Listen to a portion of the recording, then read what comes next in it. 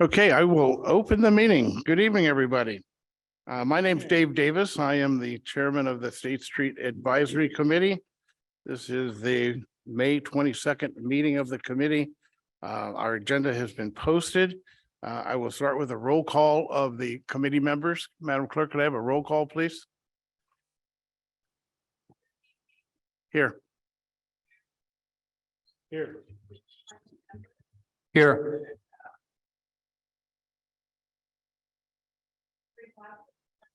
Here.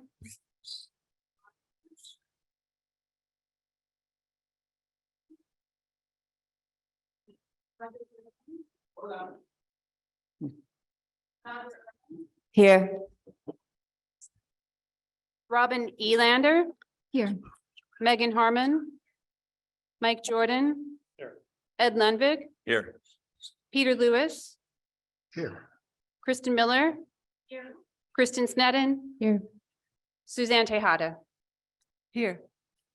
Great. Thank you very much. That we have a quorum. That takes us to preliminary matters. I start with item 2A, the opening remarks and announcements. First, I want to just say I'm glad to be back with you. I wasn't expecting to be here, but here I am, full body. And those of you who want to know the exciting 3 months I've just spent, catch me on the side and I'll tell you the details. I also want to thank Tess for scheduling this meeting tonight so that I wouldn't have to watch the Lakers lose. Truly, if you all laugh at that, but it'll be painful to go home and find out what happened. Tess or Eli, do we have any opening remarks, announcements? Thanks, Timmy. And thank you very much, Dave. I'm going to keep this really brief. Just a reminder, everybody should be pros, but please use the microphone when you talk. Make sure the green light's on. That's so that everybody that's online as we're recording can hear you. Really, the highlights, staff's been working in the background quite a bit with the consulting team on what you're going to see primarily on Wednesday. So we're looking forward to that meeting as well as tonight. We also had a number of different community outreach events. So I want to highlight a group of them in particular that was done in coordination with Friends of State Street. It's an organization in town. We held a community conversation series with the business community, nonprofit organizations, the performing arts community, bikes and alternative mobility, and the real estate community as well. We had a number of other outreach events, but that one really drew quite a number of people. And I'm going to leave it at that, and I'll have some other remarks on Wednesday. Great, thank you very much. Are there any other announcements from any committee members themselves? We'll look around and take a moment. Not hearing any. It's been a while, but Roger, great film festival this year. Absolutely wonderful. I'll give you a half. Speaking of excitement downtown, that's one way to do it. Okay, I will then move to item B. This is State Street interim operations and update. Sarah, wherever you are. Here she comes. Here, Clark. Sorry, thank you, Chair Davis and committee members. My name is Sarah Clark. I am the Downtown Plaza and Parking Manager, and I'm going to be giving just a quick update on interim operations on State Street, what we've been up to for the past few months since we've been before this committee. The major change and the major effort that's underway is licensing all of the temporary outdoor business facilities that are on State Street in the right of way. So you'll recall back last year, council adopted both stormwater and design requirements for those facilities. And we're currently in the process of implementing that through this licensing process. So making sure that all of those facilities are in line with those requirements. Stormwater they had to do over the winter, thank goodness. But the sort of final design updates, also some of those facilities are going to be changing size a bit. And we're going to begin collecting fees on those facilities. So council settled on a rate of $2 per square foot. So again, we're just in the process of getting those applications in, getting them completed, and getting those license agreements issued. Bike safety, we know that that's been a big topic of discussion and will continue to be a topic of discussion through this committee. Several individuals and departments throughout the city have been working on putting together a slate of new bike regulations, including the police department, traffic engineering, the city attorney's office, in the attempt to get a slate of regulations and sort of a code of conduct for cyclists on State Street that has some enforceability to it. So that's just about ready to roll out. Those regulations do require cyclists to operate safely in the right of way, and they give the police department the ability to enforce those regulations. However, it's really going to be mostly an educational effort and an educational push to try to get cyclists, pedestrians, all users of the promenade to coexist safely. Next up, we have a pilot program that we're going to be running for the next couple of months on State Street. We're calling it Little Living Rooms.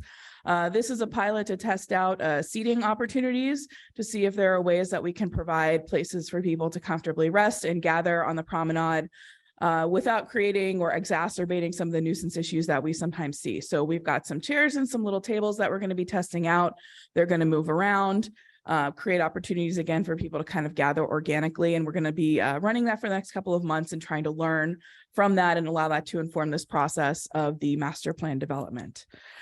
We have plenty of exciting activations coming up right now. There is the little libraries, the tiny libraries are out on State Street along with some chalk art. I encourage you all to check those out. And coming up, at least from the city, we're going to have some community game nights over the summer, the fourth Wednesday of each month, June, July, and August. We're going to be inviting the community out to the promenade for game nights. So we've got lots else in store. If you want to keep up with that, you can reach out to me. We also prepare a flyer each month that shows all the different activations that we have going on in the promenade. So if anybody has any questions, I'll take those. Great. No, it's regular size furniture for human people. But it is sort of building on the concept of State Street being kind of a community living room. So that's why we landed on the name. Other questions for Sarah? Ken? It was reported to us last time that there might be some experiments related to changing around the setup related to bicycles and the separation of maybe bicycles and pedestrians. Is that something that's being experimented with in any way? Yes, we're still considering design options for that. I think that we're going to have this process, the master plan process, and some of these design concepts that we're going to begin to see emerging sort of start to inform that. So we'd hope to kind of roll that out this summer. I think that still may be a target for us a bit later, but just allowing again this process to inform the experimental process with bike facilities. Other questions? Great, thank you, Sarah. Thank you. That takes us to agenda review. Our agenda today is fairly simple in terms of at least what's shown here. I will start with a discussion of the history of State Street, some changes to downtown, at least during the time that I was working with the city. We'll then turn it over to Francois DeJohn, a commercial real estate professional here in town, as well as Peter Lewis, a developer and real estate owner on State Street itself, to talk about the challenges and operations opportunities on State Street today from a local perspective. We'll then have a fairly detailed presentation from MIG and Strategic Economics, our consultants, which will talk about local and national trends and get into a lot of interesting subjects since we've seen the PowerPoint. It's going to be pretty exciting in that regard. And lastly, we will close with two members of SSAC, Robin Elander and Kristen Miller, who will talk about the Community Benefit Improvement District, a CBID, which is in development today, peripherally related to what we're talking about, but we thought it'd be good informational item for you today. That should be fairly short at that point. Just one caveat and comment going in. This could be a series of boring lectures, right? And I hate that. If you don't, I hate that. So as much as I'm going to fight against it, I really want to basically have open discussion. Grab your mic, ask questions, interact, do whatever you can, wherever. That said, when I get to my time, I'm going to blitz through really fast. So look out. But anyway, I'd really hope this could be a conversation more than simply a lecture in that regard. So really feel free to interrupt and just jump right in that regard. Okay, we will then move to any other changes to the agenda, staff? Nope. Okay, approval of the minutes for February 16th, 2023. You've had that in your packet. Is there a motion to approve the minutes? So moved. I have a motion to approve by Roger, Second. second by Hillary. Okay, all vote, please. Not present. Hillary Blackerby. Aye. Roxana Bonderson. Yes. Roger Durling. Nadra Erman. Yes. Robin Elander. Yes. Megan Harmon. Mike Jordan. Yes. Ed Lenvig. Yes. Peter Lewis. Yes. Kristen Miller. Yes. Kristen Sneddon. Yes. Suzanne Tejada. Yes. Dave Davis. Yes. Ken Saxon. Yes. The minutes are approved unanimously. Takes us to item 2E. This is general public comment.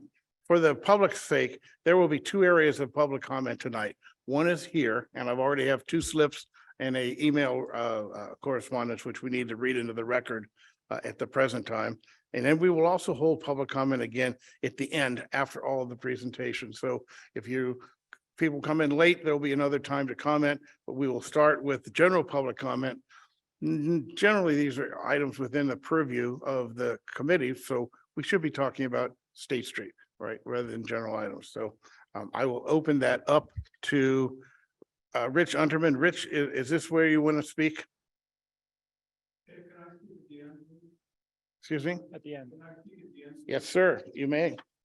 Okay, then I'll go to Molly Pearson, please.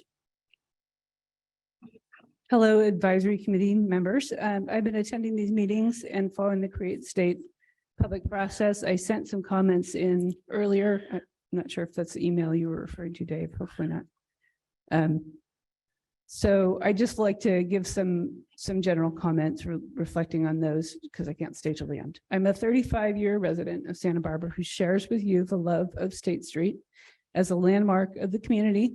And I regularly ride with e-bikes and traditional bikes on state and all over the city for transportation, recreation, and exercise. The interim configuration on State Street has made it less safe for both bikes and pedestrians. How long will this interim configuration be in place? What are the next steps to make it safer and more user-friendly for bikes and pedestrians, especially during events like First Thursday? It's been a free-for-all for much too long.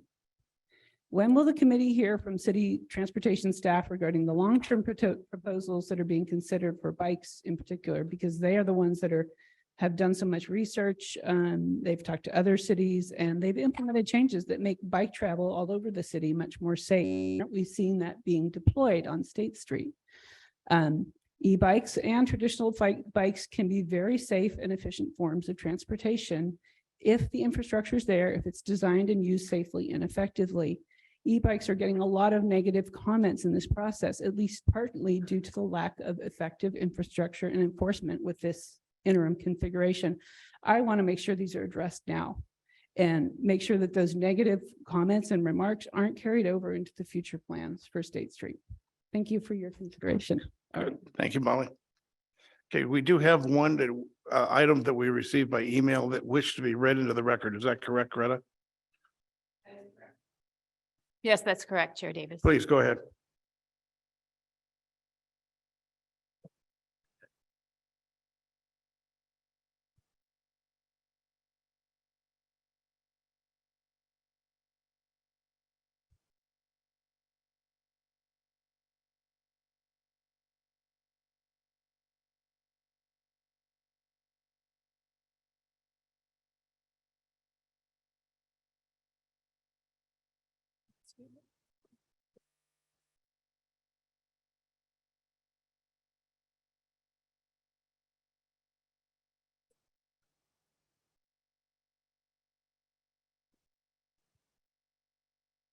Thank you, pardon me. This comment is from Melville R. Sayoun. It says, I'm not able to attend the May 22nd and May 24th meetings of the committee, but would like the following comments read into the record of the appropriate meeting. I did not attend and address the April meeting of the committee. I find the two principal options for State Street, namely one, a return to vehicular traffic for the entire length of the street, And two, a refinement of the existing experimental State Street Promenade, both unattractive. There is, however, at least one other option. That option is two mini promenades, one in the nightlife zone from more or less Gutierrez to Ortega Streets, and a second one in the arts zone from Figueroa to Sola Streets, in between Ortega to Figueroa Streets. Vehicular access to local businesses and public transportation would be enabled. Adequate provision could be made for bicycles, especially if this were a parklet-free zone. I find this proposal attractive for two primary reasons. One, as our consultants reported at the last meeting, the experience in other cities has been that short, less than half-mile pedestrian zones have tended to be successful, while longer promenades have not been. Two, the two sections of State Street that I am suggesting for mini promenades are culturally distinct, attracting different clienteles and peaking in activity at different times.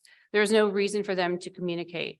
Please bring my comments to the attention of the committee as appropriate and keep me informed of future opportunities for resident input. Melville Sayoun. Great, thank you very much. Is there anyone else who wishes to speak under public comment, hasn't turned in a slip? Not seeing any. I will move on then to our agenda items. First item is economic trends. Well, economic trends and success of public spaces, which will be broken into the parts that I discussed earlier. And it will start with me. So Hess has scheduled me to talk about the history of State Street and changes to downtown. Some of you may have heard me do this before. Cliff had me talk to the Public Works Management staff. It usually takes me about 90 minutes to get through this. Hess allocated me 5. That's why I say I may go pretty fast here in that regard. I'm going to start with a concept which I want to put in your mind. That is the creative destruction. All right, raise your hand if you know what that is. Okay, some of you don't, it didn't come to mind. That's okay, out of context. It refers to the way that newer innovations destroy older economic structures while simultaneously creating new ones. It comes from Schumpeter, German economist. It's pretty basic in that creative destruction is the force behind almost every major shift in how business and consumers operate. It's how Netflix and streaming replaced Blockbuster in video rental stores. Some of you may not know this, but my wife owned 3 video rental stores. Okay. She sold that right before they transferred to CDs, took that money, bought me a 12th parcel at the ranch, and I got to surf for 30 more years. So that was all good. So creative destruction. I want to keep it in mind because what I'm going to talk about today is planning, disruptions, response, and implementation in each 3 epics, if you will. First epic, I called it Santa Barbara Genesis, right? Turn of century, we have a Victorian downtown. It's transitioning from horse and buggy to automobile. Any of you know where Equestrian Way is? Okay, Equestrian Way is where the livery stables were. That's where you took your horse when you came to Santa Barbara. One of the old liveries is actually been converted into a mixed use on Equestrian Way, right?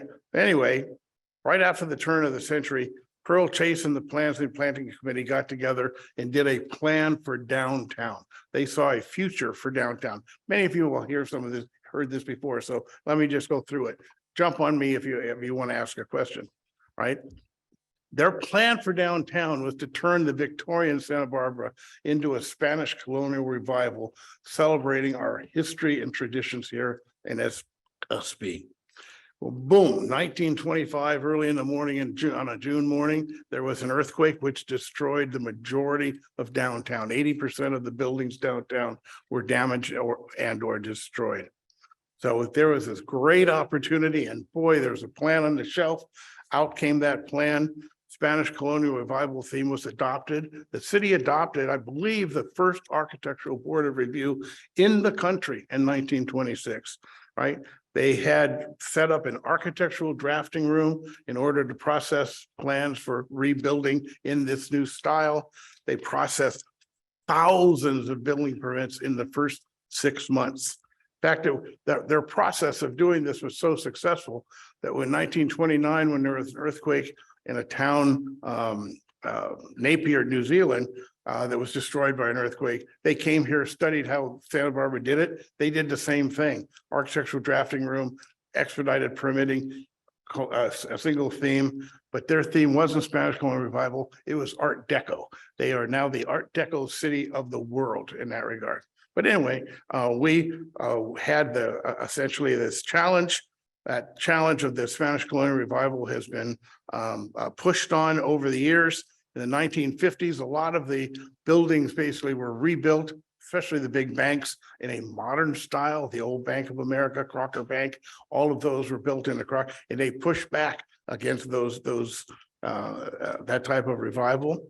But the community came back and established the El Pueblo Viejo district in the charter in 1960.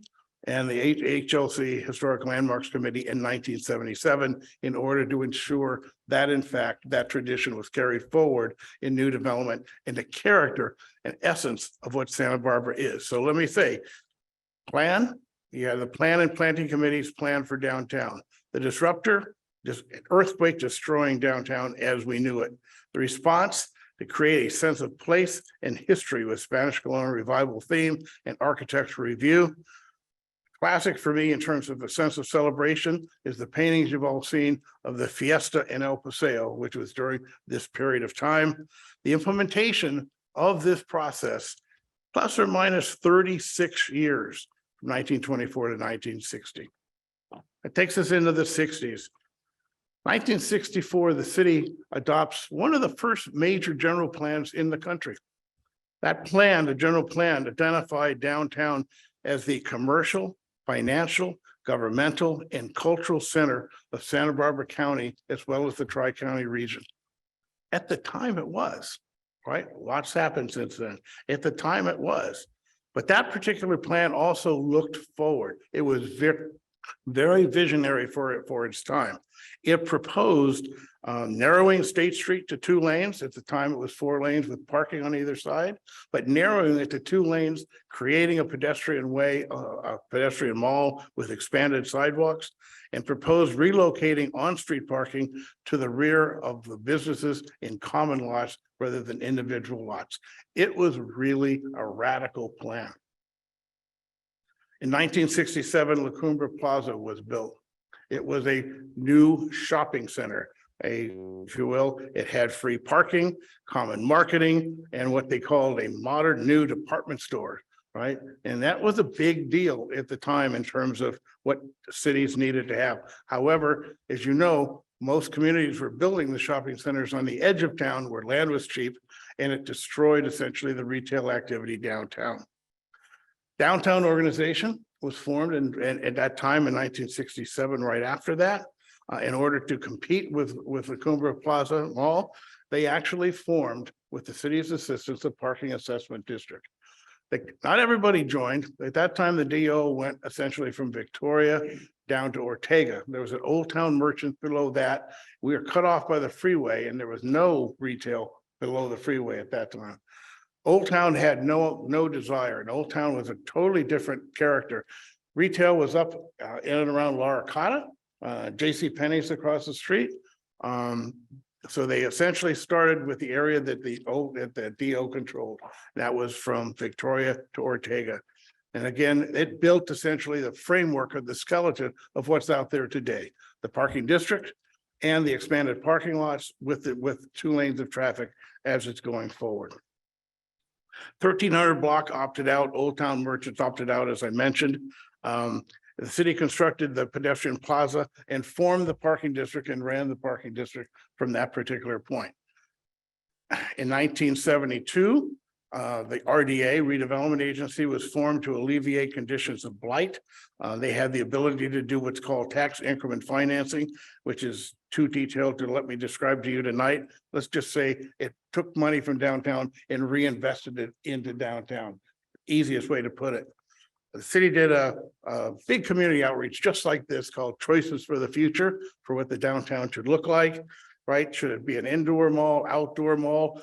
You may recall that indoor malls at that time were doing 2 or 3 times the amount of retail per square foot that outdoor malls were doing, right? And in fact, there was a piece of property out in Goleta call it the Gersh property. That Gersh property basically was being marketed as essentially as a place for a new enclosed major mall, 5 department stores, the whole 9 yards that you saw in Ventura, that you saw in Oxnard, Thousand Oaks, and even San Luis Obispo, right? All of those malls were built not downtown, but on the peripheries of downtown. So with this, if you will, we call it the Goleta threat, sorry. With the focus was on building a retail revitalization plan through the redevelopment agency for downtown. There was a proposal, and it was a radical proposal at a time. Well, I talked about enclosed malls being the desire and the dollars per square foot. We got Bullock's Federated Department Stores to agree to build a freestanding mall in the corner of Victoria. Pennies to expand 2 blocks down, and we would build a Macy's farther down the street. So there'd be 3 freestanding department stores, and we would use State Street as the mall so that all the local property owners and merchants would benefit. Unfortunately, there was a blowback from parts of the community. They did an advisory vote to council, and that advisory vote passed 2-1. There was a slogan at the time of schools, yes, Bullocks, no, because there's the idea that somehow school funding was being siphoned off by the redevelopment agency to support the department stores. That particular measure had such impact, even though it was only advisory, council abandoned the freestanding department stores. And at that point, basically put together an assessment of properties to do a separate mall, which became Paseo Nuevo, a long-term land lease. The city, after the redevelopment agency left, the city has taken over that land lease. The interesting thing was, excuse me one second. One of my things is I have dry mouth. One of the things that happened, though, was that the center of gravity for retailing at that time was up around Figueroa to Victoria, up there by La Arcana. Built Paseo Nuevo, and the center of gravity shifted down there to De La Guerra Street and Ortega radically, right? Such that retail people weren't penetrating up the street, right? And in fact, what happened was the lower part, the Old Town. Does anybody remember Old Town? They remember Jimmy's rice bowl and all of that. I mean, it's like, it was really an ugly part of town. And after I can go into more detail. Anyway, that gentrified, Paseo Nuevo, that gentrified. Also, we had national chains coming in, wanting to be on State Street, willing to pay top prices in that regard. But the upper area basically was kind of suffering because in fact, we had shifted the center of gravity. RDA paid for a plan for the arts and cultural activities as an economic driver, but a lot of dollars, redevelopment dollars again, into the Granada, the New Vican Ensemble, the Museum of Art, the Museum of Contemporary Art in Paseo Nuevo, Center Stage, et cetera, et cetera. And actually, we had the formations of what the beginnings of an arts district up in the northern end. That all came out of that. And then in 2011, the governor eliminated the redevelopment agencies, right? Editorial opinion, he killed a golden goose for downtowns, but that's a whole nother story. So here we have plans, the general plan, the DO assessment plan, and RDA master plan for downtown. The disruptors, La Cumbre Mall, threat of regional closed mall, the response forming a parking district, tax increment finding for RDA, putting in the improvements as well as Paseo Nuevo. We built out parking, built out the blocks from Ortega to the beach, one by one, and each one I can tell you was pulling teeth. It was not like, oh, what we need this today, right? Some blocks wanted parking, other blocks did not want parking. Some wanted expanded sidewalks, others didn't. 400 block, I got to tell you, there's no parking lot in 400 block. They didn't want it. Their sidewalks are smaller. They didn't want a big sidewalk. So anyway, the moral of the story is redevelopment did a lot. Sense of place. Put yourself back 30 years ago, the State Street Pedestrian Mall and the Paseos to the highway parking system was a showcase downtown throughout the country. We won national awards from the National League of Cities, American Planning Association. Everywhere you went, essentially downtown Santa Barbara was on the map. If you went anywhere and you said you were from Santa Barbara, people knew what you were talking about. There's a sense of history, El Paseo to Paseo Nuevo, connecting the old to the new. The sense of celebration, those days of the fiesta solstice and Christmas parades are things that we all cherish. Timeline. To do that, 48 years. 48 years. You start to get the drift. My thing is, you have a plan. It may take a generation or more in order to achieve the entire plan. 48 years. I counted that from 1964 to the year 2002. Why 2002? That's the year I left the city, and it was all downhill from there. Just kidding. I like putting that in them. Oh, so it brings us to today. And today you're going to hear from some speakers and a presentation, and you're going to hear about a lot of disruptors and what the response and alternatives might be in a response. Let me begin with some basics. All this I've talked about, the redevelopment agency, Paseo Nuevo Parking District, right? All that was done before there was a computer or cell phone, right? It's hard to imagine what it was like before computers and cell phones. But we did all that during that period of time. And in fact, one of the things on State Street was, people need to drive on State Street to find my business. I don't think you need to do that anymore. I look up the business before I ever get there. I know where I'm going to park and I know where I want to go. Times have changed, right? Those changes, though, the computer and a cell phone has brought on radical changes in retail, online shopping, call it what you want, the Amazon effect. Department stores are defunct as retail anchors for downtowns. I said that, retail anchors to downtown, they are gone. It's everything, everywhere, all at once, right? They're gone and they're not coming back, all right? I will tell you, at least in the near term. I will defer to Dina later on, but they're not coming back as the anchors to downtowns. Online banking, streaming entertainment, people don't need to do a lot of the things that they used to do downtown. Times have changed. Mobility on demand, even the way we get around has changed. Remote working from home impacting the office sector, right? In this town, workers for lunch, shopping in between their work hours was a big injection of activity downtown. And you've just seen since the pandemic, the impact of that. I kind of worry a little bit if the county ever does pull out of downtown, as they talked about doing, what that will do even to the north end. Then you have the other changes, right? Big box and convenience retail.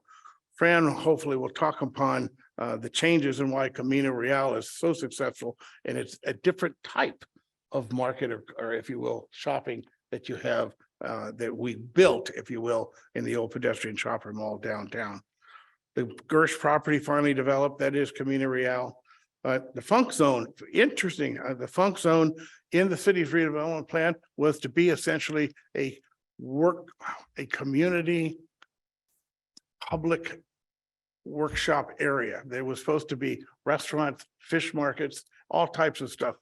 It kind of did that organically, right? It's about to gentrify to the other side. I am worried about that and what it effects will be. Anyway, Funk Zone's happening in the same town. Downtown was losing its core retail attractions and its mojo in that regard. And for all good benefit, the city of Goleta didn't exist, right? And frankly, now you have restaurant, banking, entertainment, serving in your own community out there. Those people don't need to come downtown. That market has changed dramatically.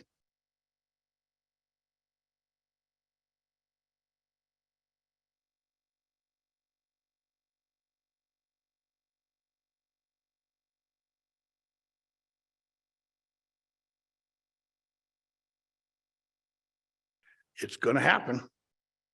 So, plan, you're helping create it, folks. The disruptors, all of the above, and then some we don't even know about today. The response, going to be determined, TBD. It all begins with us here today. And the timeline is 30 years, not 5, not 10, but 30. So my last comment before I turn it over to Fran is we're looking for a plan with a vision for a desired future. Going one where we exhibit patience, and there will be long-term implementation. There will be a short-term plan. There has to be a short-term plan. So I see short-term, middle-term, long-term, right? And it's all going to depend upon a lot of different factors, much of which may be financial, to be determined. But anyway, hopefully for me, and I'm a broken record. I hope we're looking for a vision with a sense of place, history, and celebration, as my friend Hal Conklin always said. We know it needs to be a downtown that is safe and clean. Number one, no matter what you do, safe and clean is number one. And lastly, my mantra should be flat, flexible, and fun. Anyway, let's start. All right, you guys in? Ready to go? Okay. I'm going to turn this over to my friend Francois DeJohn, who I've worked with for a long time. He is a commercial real estate agent and I think one of the most knowledgeable people in the market. Fran, it's all yours, bud. Dave, thank you. I think you pretty much said everything I was going to say at my speech, but is Father Time here. Dave knows more about the downtown area. Has obviously been an incredible person for our city, and it's great to hear your enthusiasm still about downtown Santa Barbara, because I think we all know it could be great again. My name is Francois DeJohn. I'm co-founder of Hayes Commercial. I've been doing commercial real estate for 32 years in Santa Barbara. I've had my offices in Santa Barbara in 3 different locations in downtown, kind of in the Anacapa area. And I was asked to kind of give my perspective on the commercial sector for downtown Santa Barbara for this meeting. And I thought it was important for me to walk up and down State Street. I hadn't done that for a long time. And so on Sunday, I got out at Cabrillo and parked at the California Hotel, and I walked all the way to the Arlington and back. And I took notes about all the things that I've seen changed, all the vacancies that are out there. And, you know, to be candid, it's pretty depressing. I mean, there's 39 storefront vacancies right now. Yes, that's down from 48 in Q3 of 2020 during the middle of COVID, but that's still twice as much space that was available on State Street 15 years ago. A lot of people don't realize, but rental rates are actually less than they were 15 years ago. That's pretty remarkable. And that's not even inflation adjusted for retail space. From an owner's perspective, that's pretty scary. And the reason for that is we've had, I think, a degradation of State Street. State Street does not feel as safe and clean and comfortable as it used to be. My partners and I used to leave our offices and we'd say, hey, where are we going to go have lunch today? We could just walk from down Carrillo to State Street and go to one of 20 different restaurants on State. And this was back in the 90s. And we would just go to a place and it was always feeling very comfortable. And today I stop at Anacapa. I don't even go to State Street. I don't feel it's as comfortable anymore. I don't feel unsafe. I'm a big guy, but it still doesn't feel the same it used to. It's a feeling. And if you all just sat down and walked up and down State Street on top of the patchwork of parklets and strangeness right now that we've been dealing with through COVID, it just really doesn't have the same vitality and life that it used to. And we are blessed with probably one of the most beautiful cities in this world. And I think we have let ourselves down on where State Street is today. We can do better. Other things that I reflect on is State Street is the spine from a commercial perspective. It's the spine of our town. Paseo Nuevo was the heart. Well, guess what? We're heartless right now. Nordstrom's is not there. Macy's is not there. If Starbucks can't make money at the corner of De La Guerra and State Street, we got a problem. And that really should resonate with people. It resonated with me when I saw that building that I'd sold to a client of mine called me one day and said, hey, Starbucks isn't renewing its lease. I couldn't believe it. So my comments to the people here, I could go on and on about data and statistics and stuff. I won't bore you. But I think we need to figure out a way to make State Street more inviting again, and more inviting and more energetic and have energy again. And I really think we need to bring our locals back to State Street. Of course, the tourists are still here. They start down at Cabrillo and they walk up. Some of them get turned off by how the underpass and the 400 block look. Let's all be honest. Thank God for Peter Lewis is building some residential in the 400 block. That block looks awful. And that's like the gateway to the city once you walk down through the underpass up to State Street. So anyway, I'll leave it with everyone that we can do better. State Street should look better. I can tell you tenants are leaving the downtown area. There's a high-tech company that I'll leave unremained that's been in downtown for years, is actually thinking of going to Goleta. I've had retailers call me recently, furniture retailers that we know that have been on State Street for 20 plus years. They've moved to Montecito. Why is that? Well, Coast Village Road feels really good. The funk zone's energetic. The public market feels safe. You can bring your kids and they can run around. You don't worry about people being on, any element on State Street that might be a problem. So we all know what to do. I mean, it's all, you got to build more housing around State Street. You got to bring the locals back down to State Street and bring energy back to our core and to our heart. And hopefully we'll do well on refilling Nordstrom's and Macy's, because until those 250,000 foot boxes are refilled, that whole area is going to feel devoid of energy. I'll leave it at that. Thank you for that. Questions, comments? Not gonna ask me, I'll ask one. I'd Fran, love- I watched your interview with Josh Molina, which, by the way, was one of the energizing factors for me, actually, for us inviting you tonight, because you're so insightful. And you talked, I touched on it a little bit relative to Camino Real's doing well, Coast Village Road doing well, Funk Zone's doing well. And you've talked about the homelessness and other issues downtown. In the big picture, those San Luis Obispo, downtown Ventura, right? Just your opinion, like, is it just Paseo Nuevo? Is it just homelessness?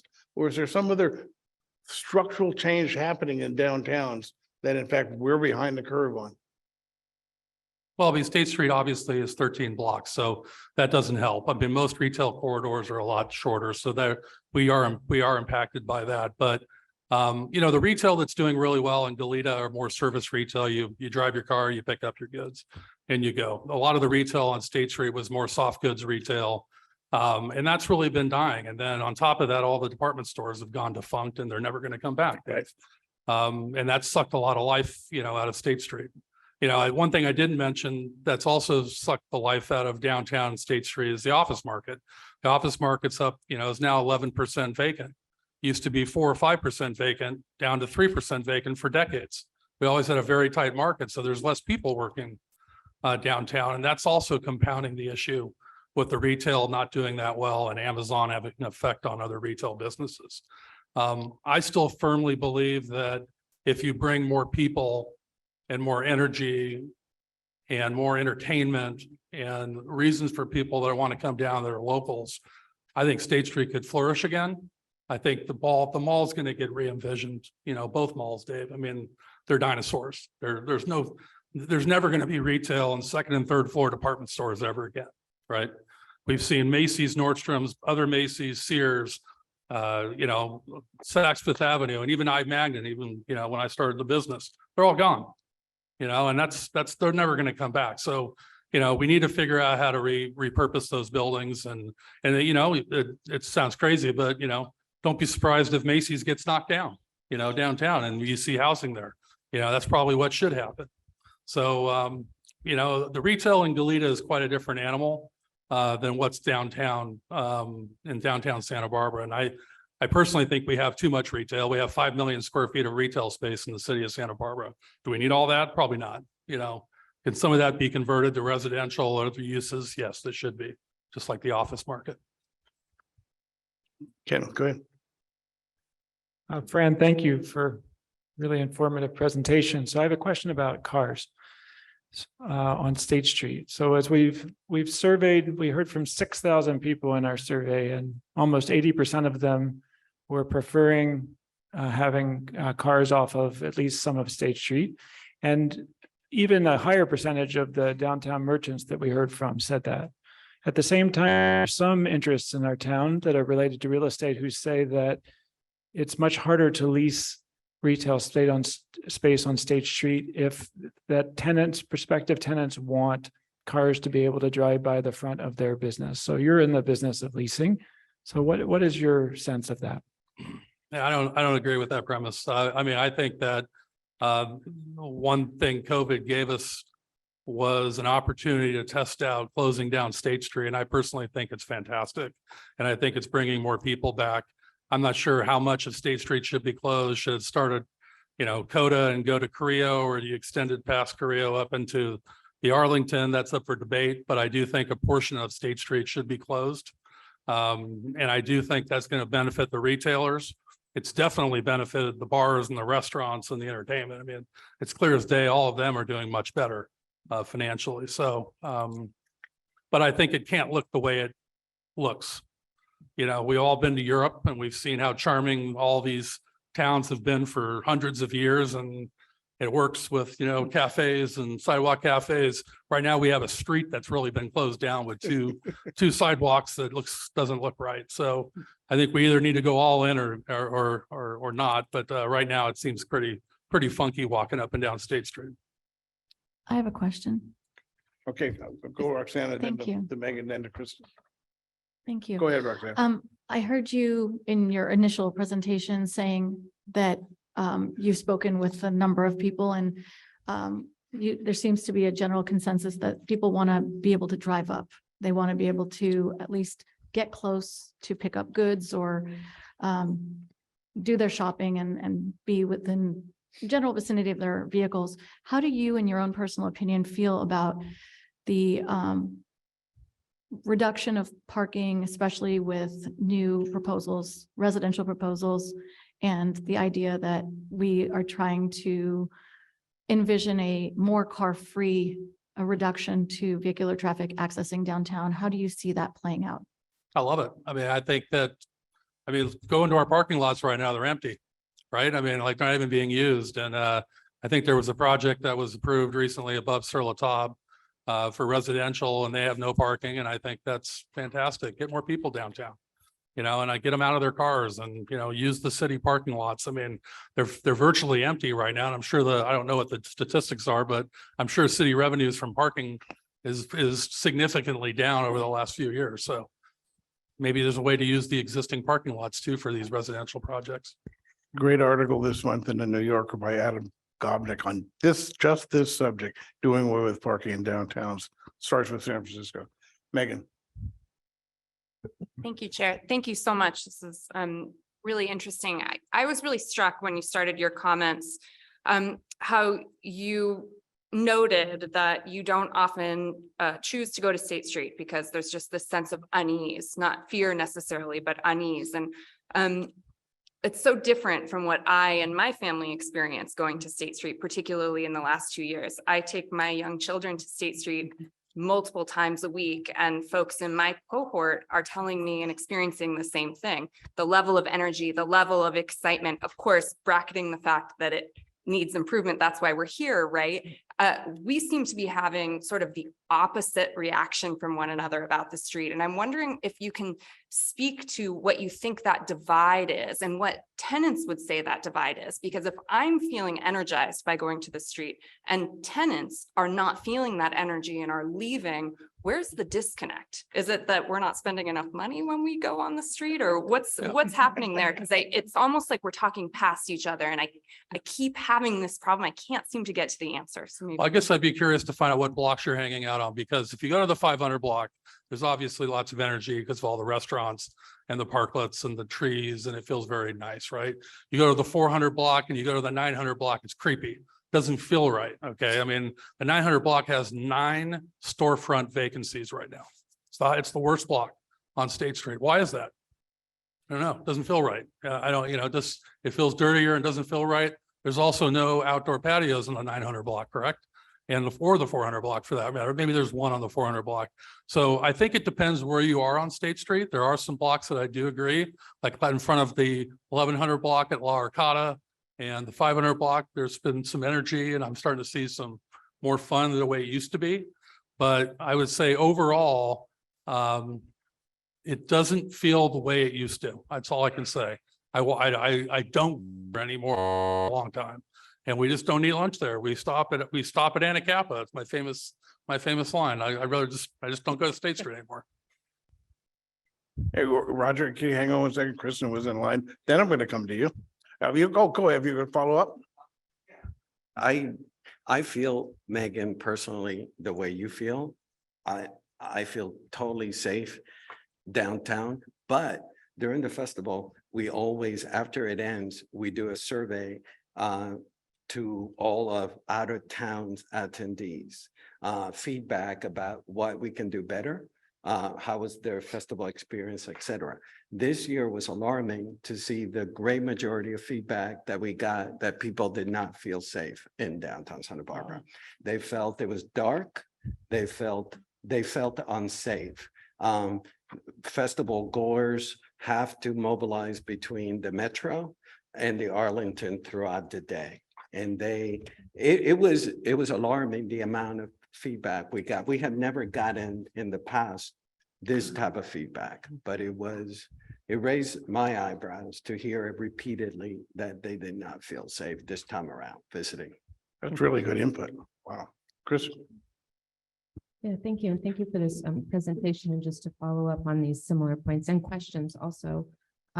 So when you say bringing locals back to State Street, but then also we're hearing, I mean, we have overwhelming emails, over 400 emails of people who didn't used to come to State Street, who are now coming to State Street and enjoying it in a different way. And I'm wondering if it's just different locals who are coming than the ones who were before. I'm sorry, I'm getting feedback here. And it's not age, it's delineation either. We have a lot of older people who now come, and with the safety though, with the bicycles, and to that issue too, not everybody feels safe walking in the same way. And I think we're in agreement that housing, downtown, to have Macy's be purpose built for housing is, I think, a really great idea. I think many people are supportive of that. So my question, I guess, is about, even before pandemic, maybe 5 years ago at least, we were talking more about experiential use of spaces rather than retail use of spaces. And it seems like the outdoor patios and those spaces seem to be meeting that need. And I'm wondering if Starbucks might have made it if it had an outdoor patio like Kaji across the street has, or further down they have they have outdoor spaces. And so that the fact that Starbucks couldn't make it maybe says that we want more experiential, local, outdoor spaces. So I guess my question is, where does that experiential piece fall in terms of what it is that people want from a downtown? Maybe if you want retail and that's not really how it's going anymore, then you don't go downtown anymore because that's not your thing. No, I think it should be more experiential downtown. There's no doubt about it. I think closing State Street in COVID actually did bring a lot of locals back downtown. It's been great to see. It still doesn't feel perfect. And there's still people hesitating to go because they don't feel totally comfortable, on all the different blocks. Maybe there's some blocks that are better than others, but I'll give you an example. I moved a retailer that's been downtown for 25 years to Montecito about 2 months ago. They left downtown because they didn't feel safe for their employees to go to the parking garage. And they also had a lot of visitors that wouldn't come anymore because they didn't feel good about coming.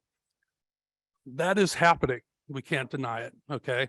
Do we have the same issues as downtown LA or San Francisco with all the crime? No, we're very lucky, but I still think that it could be better. We can do better. And there's still a lot of tenants out there and people that don't feel perfectly great about our downtown core. And I think if we could do more things, like art walks and, generating more experiential things for our community, sure, you'll bring a lot more people there and I think it'll feel better.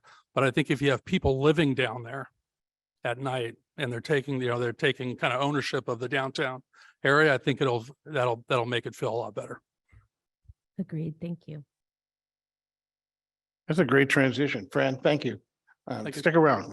We've got a lot to go. Let's talk about housing downtown, the 400 block, and my friend Peter Lewis, who is an investor in our downtown, and I know I've worked with him over the years. Great insight into what's working and what's not. Well, I just hope some of my future tenants aren't scared of the condition of 400 block. I got $30 million riding on it. I'm trying to rent his building. So I'm in the business of creative construction, and I do think that there's a lot of need on this committee's part to really stand back and make sure that all our efforts are going to be fruitful. And that means fully understand what Fran's talking about and also understand what people like myself actually face. And there's not many that actually do what I do historically and currently. And in great part, it's because it's a pretty thankless job. Your margins aren't great. Your risks are high. And a lot of people give you grief for what you do. So there's not many of us that have stomach for it.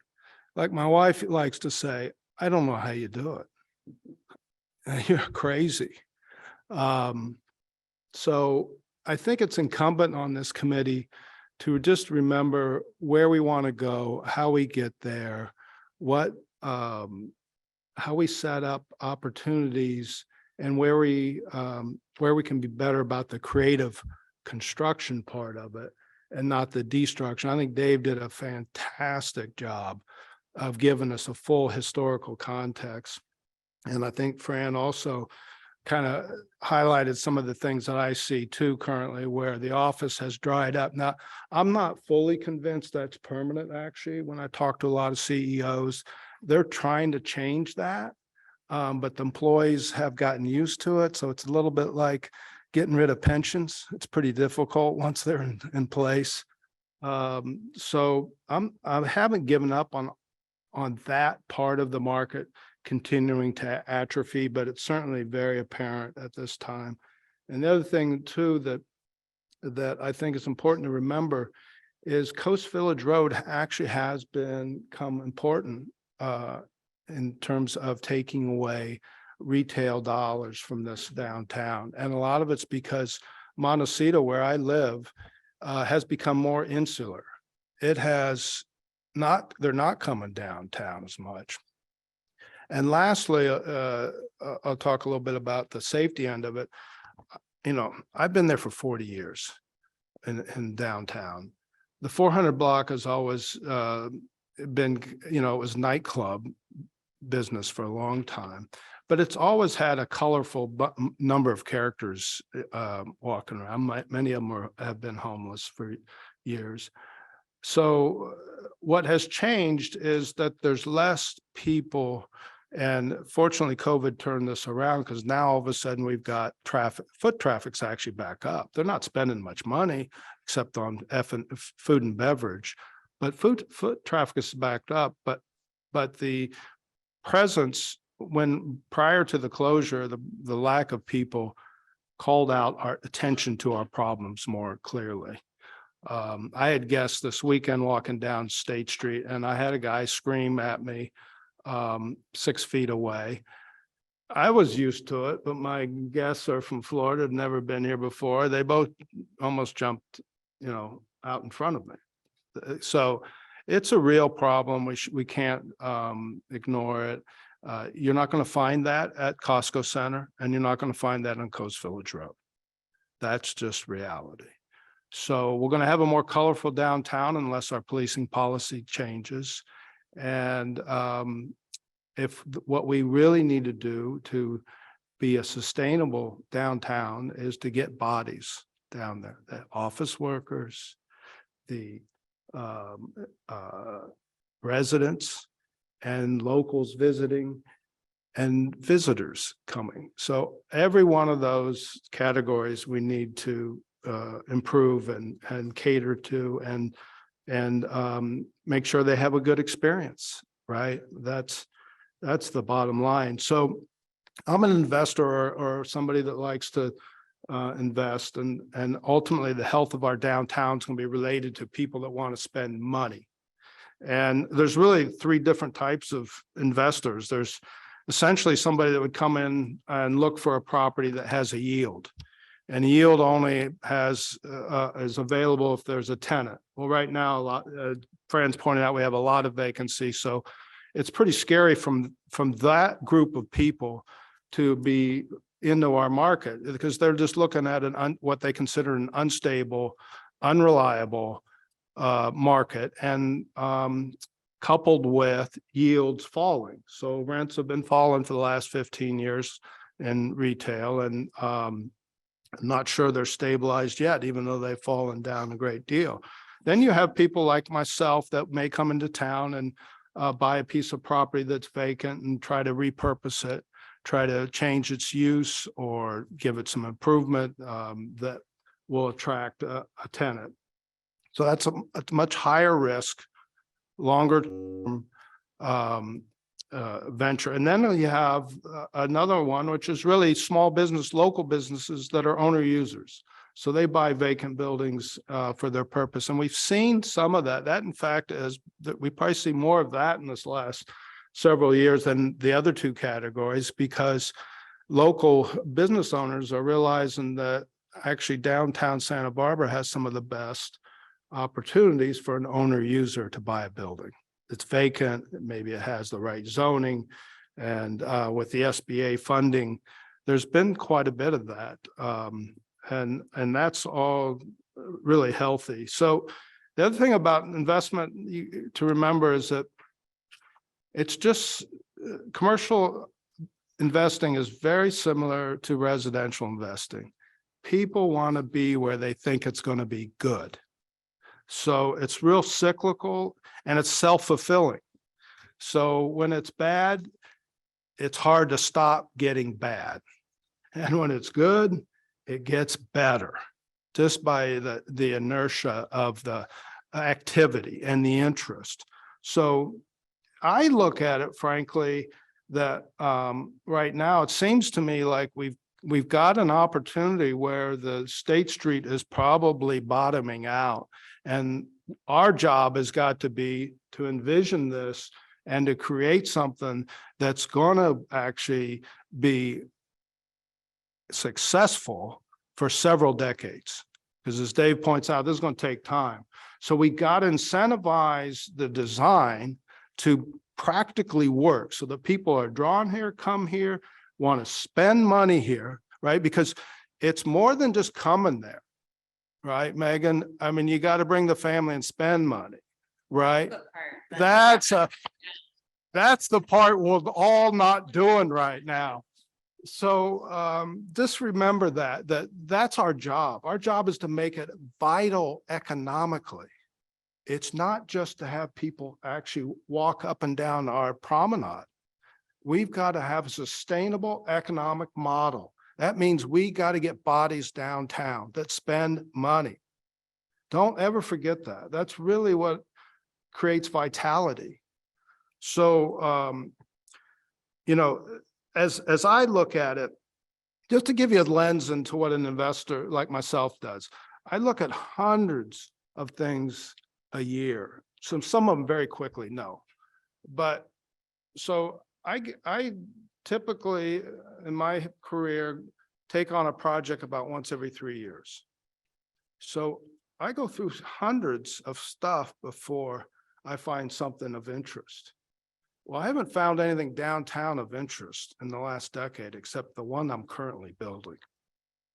Now, why is that? It's because they're not attractive downtown. It's a really hard canvas to find something. There's all the properties are tiny. There's no back alley, so circulation is challenging. The properties sometimes, particularly before, now a little bit less. A lot of there's owners are a little proud of their property, a little too proud to, and you can't make economic sense of any development. So this is really the first project I've done a redevelopment on since another project I did in the 90s downtown. Two I did in the 90s downtown. So just to give you an idea, so over 3 years, I found one that's working and it's under construction. So my point really is to make sure you understand how hard it is to find something. It's not like I could be a developer who enters town tomorrow and identify an opportunity.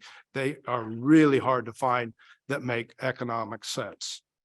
And there's a whole bunch of reasons they don't make economic sense. And it starts with inability to assemble a decent sized project that has economies of scale that allow you to make a profit.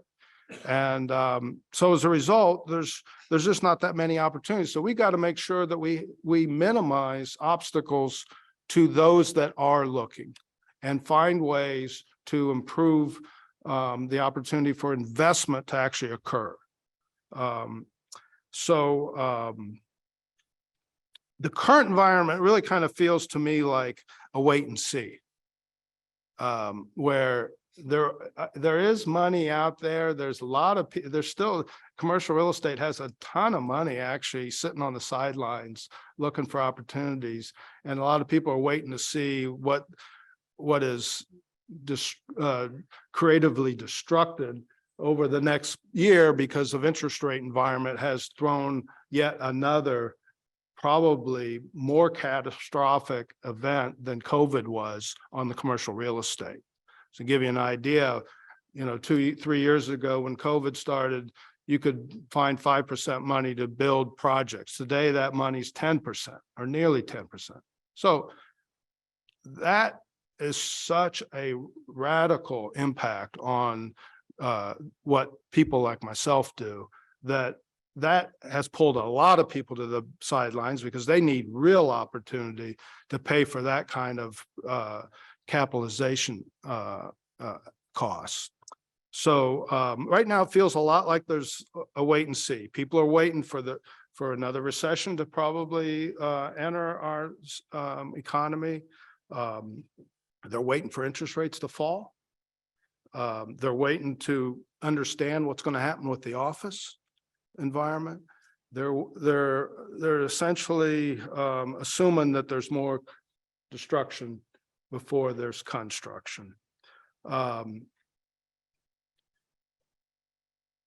But currently, as I see it, Fran kind of highlighted them, but I find the vacancies are likely going to increase.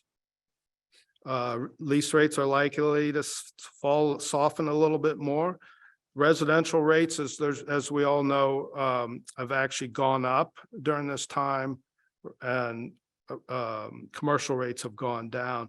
Construction prices have gone up about 20 to 30% in the last 3 years. The prices of building themselves are actually softening. So a developer is actually caught in a real squeeze right now where the value of the real estate is being questioned. The cost of development is actually increasing both to pay the hard cost to construct and then the holding costs to maintain that building is leaped radically. So it's it's not a great position to be in. There's a compression of margin. And then, of course, the reason a lot of people aren't in this market, as I alluded to early in my presentation, is people from out of town perceive it as a tough entitlement and too long, too risky, too long. And once you get entitled, the building process is too long. And that's the time you spend in the building department itself, right? And I can confirm that. This last project, their planning was about the same as it was before, but building's gotten worse. And that was from a prior project 5 years prior to that. The other thing is that you have to really understand is that we really aren't incentivizing anybody with the current code to make housing really pencil out. And I think staff will really tell you, if you really look at where we want to go with our vision, we might not get there if we don't change our current code. And that includes the inclusionary requirement downtown. on these AUDs because you density, but you're adding on costs. So it's a little, it doesn't really make sense. And interestingly enough, I have a building that Fran's been trying to lease for several years, office building that's currently occupied, but we're trying to look at, I've looked at a conversion on that into housing. Well, under our current code, I can't actually build, I couldn't fill up that building with the current number of units allowed. So think about that. You can't even make sense of a commercial conversion within a shell, not changing the shell at all. You can't convert it to housing because it doesn't make sense. You can't get the number of units in there that you need to make sense because the code doesn't require it, doesn't allow it. So we're gonna have to make sure that the city is doing things to truly incentivize housing, right? We think we're doing it, and we're actually not. You can't convert a big office building into housing in this town under our current code. And to make on top of that, why would anyone take 10% of their product and turn it into a losing proposition? Why would they make that commitment for many decades? So anyway, so I think we need to be creative, and hopefully this committee is not, well, it's not just about they're going to build it and come. We have to have the vision to understand what's going to actually allow this thing to come to fruition and become real. And I think I'm happy to answer any comments. Great, thanks. Okay, Roger first. Peter, thanks for speaking. You brought up Coast Village, and I was just wondering if you know if there has been a curation of the retail there, because That's a really good question, Roger. And you're right. There's one property there that's kind of curated, particularly two maybe, that has happened. One in mid part of Coast Village, and then of course the Montecito Mart is a curated operation. So I do believe that when State Street gets investment, right, when people really come in and are able to start trying to do similar type of thing, I think that will organically occur. It's the same type of thing where I was describing positive efforts beget more positive impacts. So things get their energy, and just like the Funk Zone started really with one or two redevelopments, right? The Lark kind of was the jettison to its redevelopment. It was starting before that with some of the ones and stuff, but once you have the success, then others come with it. And that's the cycle that we have to snap. And that's what our committee's job. I think we can do that. I think once we prepare a proper vision that we'll get that energy, but it is hard to curate unless you control all the space, right? I mean, there's not that many landlords with a ton of space. In fact, the biggest landlord downtown, we must not forget, is the city. Now they're passive, because they're ground lessors. They're the biggest retail landlord. They also have the highest vacancy. They're the worst landlords in that statistic. No, seriously. So what's that? No. If you take the department stores, you take the whole thing square footage wise, that's the biggest vacancy, right? Yeah. So it's really hard to curate because you have to control it all. And the city understands that right now ever so much, right? Then they're not actively involved in, they're passively, right? But unfortunately, you have to remember that's. I'm going to go over to Hillary. Thank you. This is fascinating because the world I come from is not your world at all.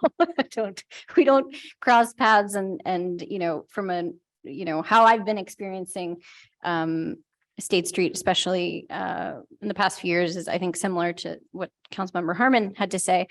And so something, talking about that disconnect or and we kept saying like, they're just not spending money or what have you. And then talking about housing, because I totally agree that if we don't build housing downtown, we're cooked. We need eyes on the street. We need more people to have that be their neighborhood, right? in my life, and I think, the majority of Santa Barbara's are renters, right? What have we been experiencing? When you're saying commercial real estate rents have been dropping for 15 years, I was like, what must it be like for rent to drop? Right? And I think at least people in my generation who have somehow scraped by to still live here while all our friends had to move away, there could be a reason why we're not able to spend money downtown maybe like we used to, right? And that's because just for me in the past 2 years, my rent has gone up 18.9%. My wages haven't, right? And so when you think about all that sort of, you still have to eat occasionally, perhaps you leave your home to eat and do that, but other things, maybe there aren't retailers serving people our age, or maybe we just can't afford it at all. And so my other concern is, right, I'd love to live on State Street or just adjacent, but the other concern is when those buildings get built, what are those rents going to be? And you mentioned, the inclusionary or whatever, what's the point? It's like, so we can still have a community that can experience their neighborhood and not just be people with a, pied a terre who live in LA, but they have a little place in Santa Barbara, or people who maybe are downsizing from their home that just, the numbers click up overnight. They're just living in it and it's now, worth millions and millions of dollars. So just a perspective of how a lot of people are experiencing our community and maybe why they're not spending money, or maybe why they're like, wow, a nice outdoor place where I can go experience my community and not have to pay money. And so I think that's part of what we're looking at here. But it's very interesting to hear those perspectives of how that all works. And hopefully we can all cobble together what a real community looks like. So as somebody that produces housing, that new housing is not creating high rents in this town. Okay, so it's expensive, as we all know, because there's not enough housing. Period. We have a 1% vacancy and it's super expensive. So that is a lifelong, for the 40 years I've been here, problem. I couldn't afford the rent when I arrived. And there's a lot of people that still can't afford rent here. But that doesn't mean that should cloud where this committee needs to go. To me, that is a much more a bigger focus, and really is what I'm trying to remind people. In fact, if we get down that rabbit hole, we'll scare every housing developer that's ever going to contemplate a project in this town. Okay, I'm actually gonna stop and say, let's not go down that rabbit hole. Yeah. Frankly, I'm sorry, Roxana, we're way behind. Right now, it's past 6:50. We talked about 7:30. Right now, we're looking at 7:45 to 8 o'clock. Okay, I'm assuming we're gonna keep moving with that. So unfortunately, I'm sorry. I am going to move on to the next item, which is I was going to turn the presentation over to Daniel Isofano from MIG. And from Dina Belzer from Strategic Economics. Okay. Daniel, Dina. I'll let you go bio break. Well, thank you very much, Chairman Dave. I'm very delighted to have our partner firm, Strategic Economics, led by Dina Belzer. We've worked with each other for over 30 years off and on, so it's a pleasure to have you here this evening. And Dina has prepared a set of slides with input from staff and other members of the consulting team. And you'll see that this evening, and hopefully it illustrates in good measure what a lot of you were just speaking to from your own experience, what makes a successful downtown, what makes a great street, what makes a great environment for people. And there are certainly some lessons there in these case studies that you'll see repeated over and over. So that was the purpose of this evening. And Dina, take it away. It's all yours. Just before you jump in, I just wanted to remind the SSAC, the committee members that although we are over time, I think this would really benefit us all If people want to have questions in the middle of a presentation or jump in and ask Dina something more specific about an example, there's a lot of material we're going to go through. And so rather than holding everything till the end, I want to try to make this as conversational with the group as possible. So feel free to jump in. Thanks, Tess. I was just going to say the same thing. This is a conversation. It's been a great discussion.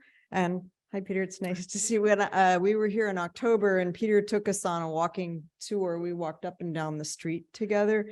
And then many of you, like Robin, we spoke on the phone. So it's really, and I want to say that walking the street today, it felt better than it felt in October.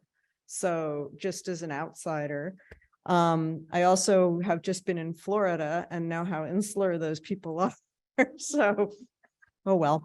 Anyway, just to sort of reinforce what you all have been saying, downtowns are changing, office spaces are experiencing record vacancies, although the vacancies are they vary considerably from place to place.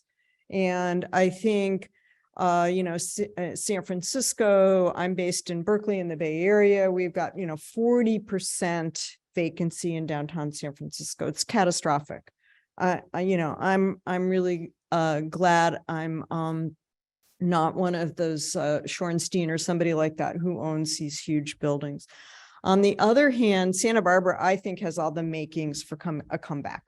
So we can talk about that, but I don't want to soft pedal any of this. The retail industry is in flux. And I think what Dave said about the creative destruction about the retail industry is exactly right.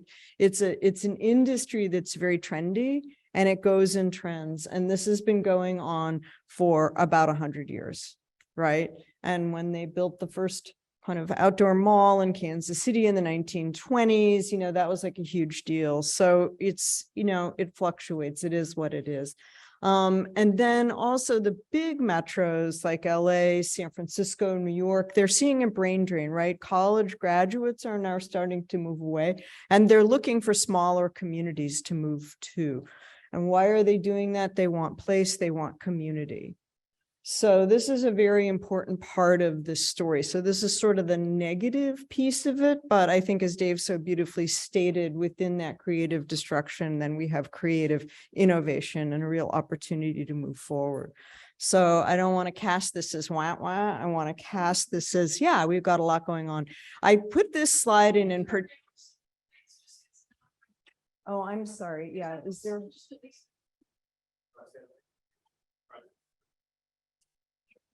Does that help? Yeah. Great suggestion. Thank you. Yeah, thank you. Oh, there we go. Just don't fall asleep on me, okay, you guys?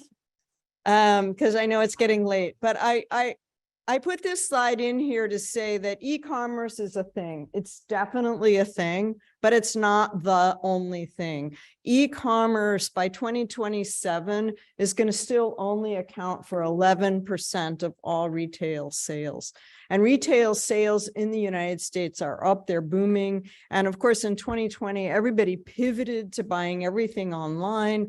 And then in 2021, 2022, people pivoted back and suddenly the big brick and mortar stores saw more traffic in their stores than they were seeing on their online websites, right?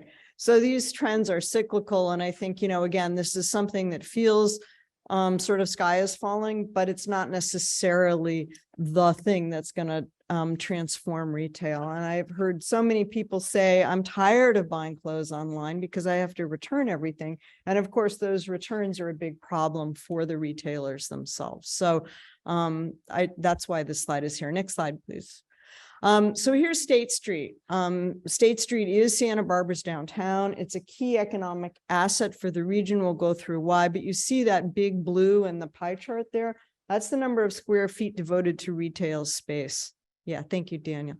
That is gigantic. It's over 60% of the space. And as Peter said, most of it is in two spaces. It's in the Nordstrom's and the Macy's buildings. So that in some ways that amplifies the retail vacancies. But the fact that there is almost the tiny little gray pie chart is housing. So it really shows that right there, thank you.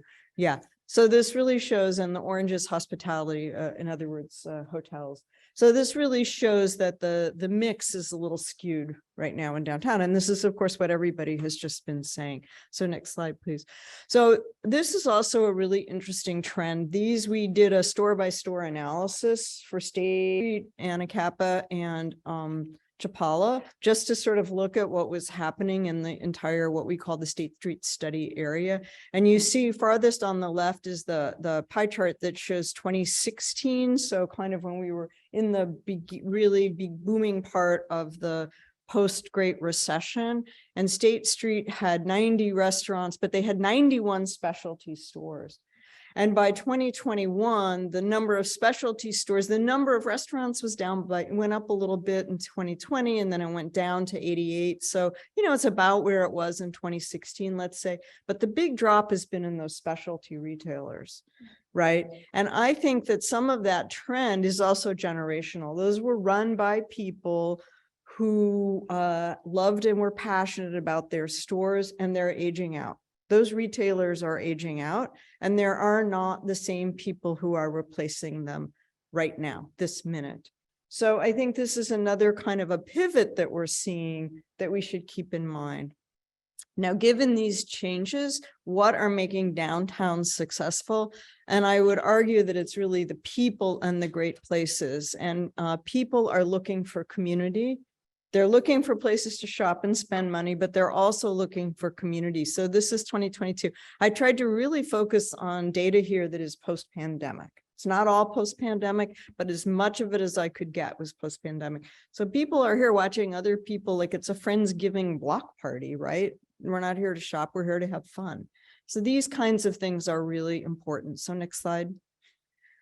So what does it mean about great places, and why do they have economic value? So I'm going to start with just defining placemaking, which is that it creates great public spaces and cultural activities. So it's a combination of activity and place, but there's also place keeping. So this was this idea from the 1920s that we want to celebrate our cultural history. There are places here that are very important to us. They represent our heritage, and it's that placemaking and place keeping that make places distinct and unique. So both of these are important when we talk about placemaking. So next slide. I think Daniel, I think this is you.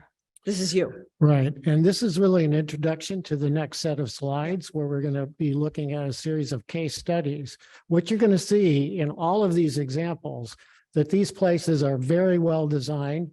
They are well programmed and they're well managed. Those are keys to success. And that goes back in the history of downtown revitalization over the decades here in America. So well-designed means offering visual interests such as natural features, historic and cultural elements, artistic installations. Well-programmed involves offering a range of activities, music, performances of various types, both formal and informal, providing fun for all ages. And lastly, well-managed and well-cared for, clean and safe. That is basic urban design, downtown management in the United States. So let's go into these case examples. Okay, Dina. next slide. Just before we get into the case studies, I just want to, this is for your consideration. What are the economic benefits of placemaking? Like, why would we do this? And there's a business case, as we say, for this. For every public dollar, leverages between $10 and $15 of private investment. And this is really what these case studies are going to demonstrate for you. So public investment creates greater certainty. And this is what investors are looking for. They're looking for places that are going to, they know where they're going to invest, and they're going to be successful. The trend is going to be upward. So this risk mitigation is an important part of public investment, right? Yep. So starting with our case studies, now we're going to start with downtown Boulder. And we started, this is a place that I know has had a lot of conversation here because it started out as a conversation about a pedestrian mall. But I think that downtown Boulder really transcends that idea. And people who shop there say this is a highly desirable place. It gives me a sense of place, and the atmosphere is fun. And you can see who's here, right? It's families with kids. Right? So very important for people that people feel safe. Next slide, please. The tools that Boulder have used, they used a mall assessment district, they used a business improvement district, the city contributed general funds, and they've been very savvy about leveraging federal grants and community block grant, good development block grant money, all from the federal government. So this is a layered financing strategy, and Pearl Street has paid off. We just did these numbers. This is 2023 numbers. And you can see on the left is the retail rent, right? For Pearl Street is the blue line on top, and the orange or brown line on the bottom is Boulder in general.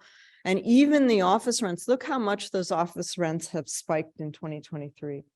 They're going up. Now, they did dip quite a bit, obviously during the pandemic, but they're already above where they were pre-pandemic. So this placemaking is not just about bringing people to shop, but it's also about bringing workers back to these places. And workers are, as somebody already said, Dave, Peter, Fran, whichever of you already said this, I'm sorry, that workers are a very important part of supporting the kind of retail and cultural vitality of downtowns. So next slide, please. The next place we looked at was Greenville, South Carolina. And we looked at Greenville partly because they are an emerging tech center. They have beautiful natural landscape. There's a river that runs through downtown Greenville. And they've built a lot of improvements there, and they have really leveraged these restaurants. So they have over 100 restaurants in the 10-block area. It's the largest concentration of these restaurants in South Carolina. It's a thing. But then they have 25% of downtown residents live right on their main street. So that's a lot of people. They have 320 special events hosted in downtown every year, and they have a very extensive network of public plazas, parks, and trails. And again, they have this beautiful river. I like that they have special bike parking. I thought that was a cool feature. So next slide, please. So placemaking and public investment are estimated to have generated about $631 million in private real estate investment just in 2020. So at the height of the pandemic, again, people want to live in these small town downtowns. And I think, again, that market is very strong, and the people living in downtown make a big difference. Next slide. So here's what they've used. They've used tax increment financing. If it was too much for Dave to explain, I'm not going to take it on either, but it's reinvesting dollars. If you want to ask about it, we can talk about it. They have used a lot of partnerships with their anchor institutions. Hospitals and major employers have contributed. And we'll talk a little bit more about that in a minute. And then they also have built these beautiful spaces. So next slide. This slide shows, okay, so public investments have generated about 631 million. Okay, and then small businesses and major employers are returning to downtown. So this afternoon, I walked down parts of Anacapa, kind of back behind where Macy's and Nordstrom's were, and saw there's some great little boutiques there. And I'm betting that if State Street starts to really get better, you're going to see the same kind of thing where those boutiques are going to want to move, even just from the block off, back downtown. The yellow or oranges, yeah, those show the public investments, and the blue show how the private investment radiates out and starts to fill in the gaps there. So this is just making, so I'm going to make the same point over and over again. Sorry for being repetitive, but it's kind of fun to see how it happened in all these different places. Greenville also has done something very interesting. This is also to Peter's point about locals and the importance of local businesses in filling space. Greenville started a minority business accelerator program specifically to help populate downtown. This is a 3-year program that these businesses go through. So it's not like one, they just start. And this is going on all over. I heard a really interesting presentation from a woman who's running something similar in Atlanta. She's curating spaces, and she's got small retailers. She's incubating them in a shared space. And then when they become successful, they spin out and then have their own spaces. So this idea of growing your own local business base to fill your spaces is also an incredibly important strategy. And you see who these are: a salon, a bakery, a winery. These are all the kinds of businesses you would want to have in your downtown. So it's not just about the property.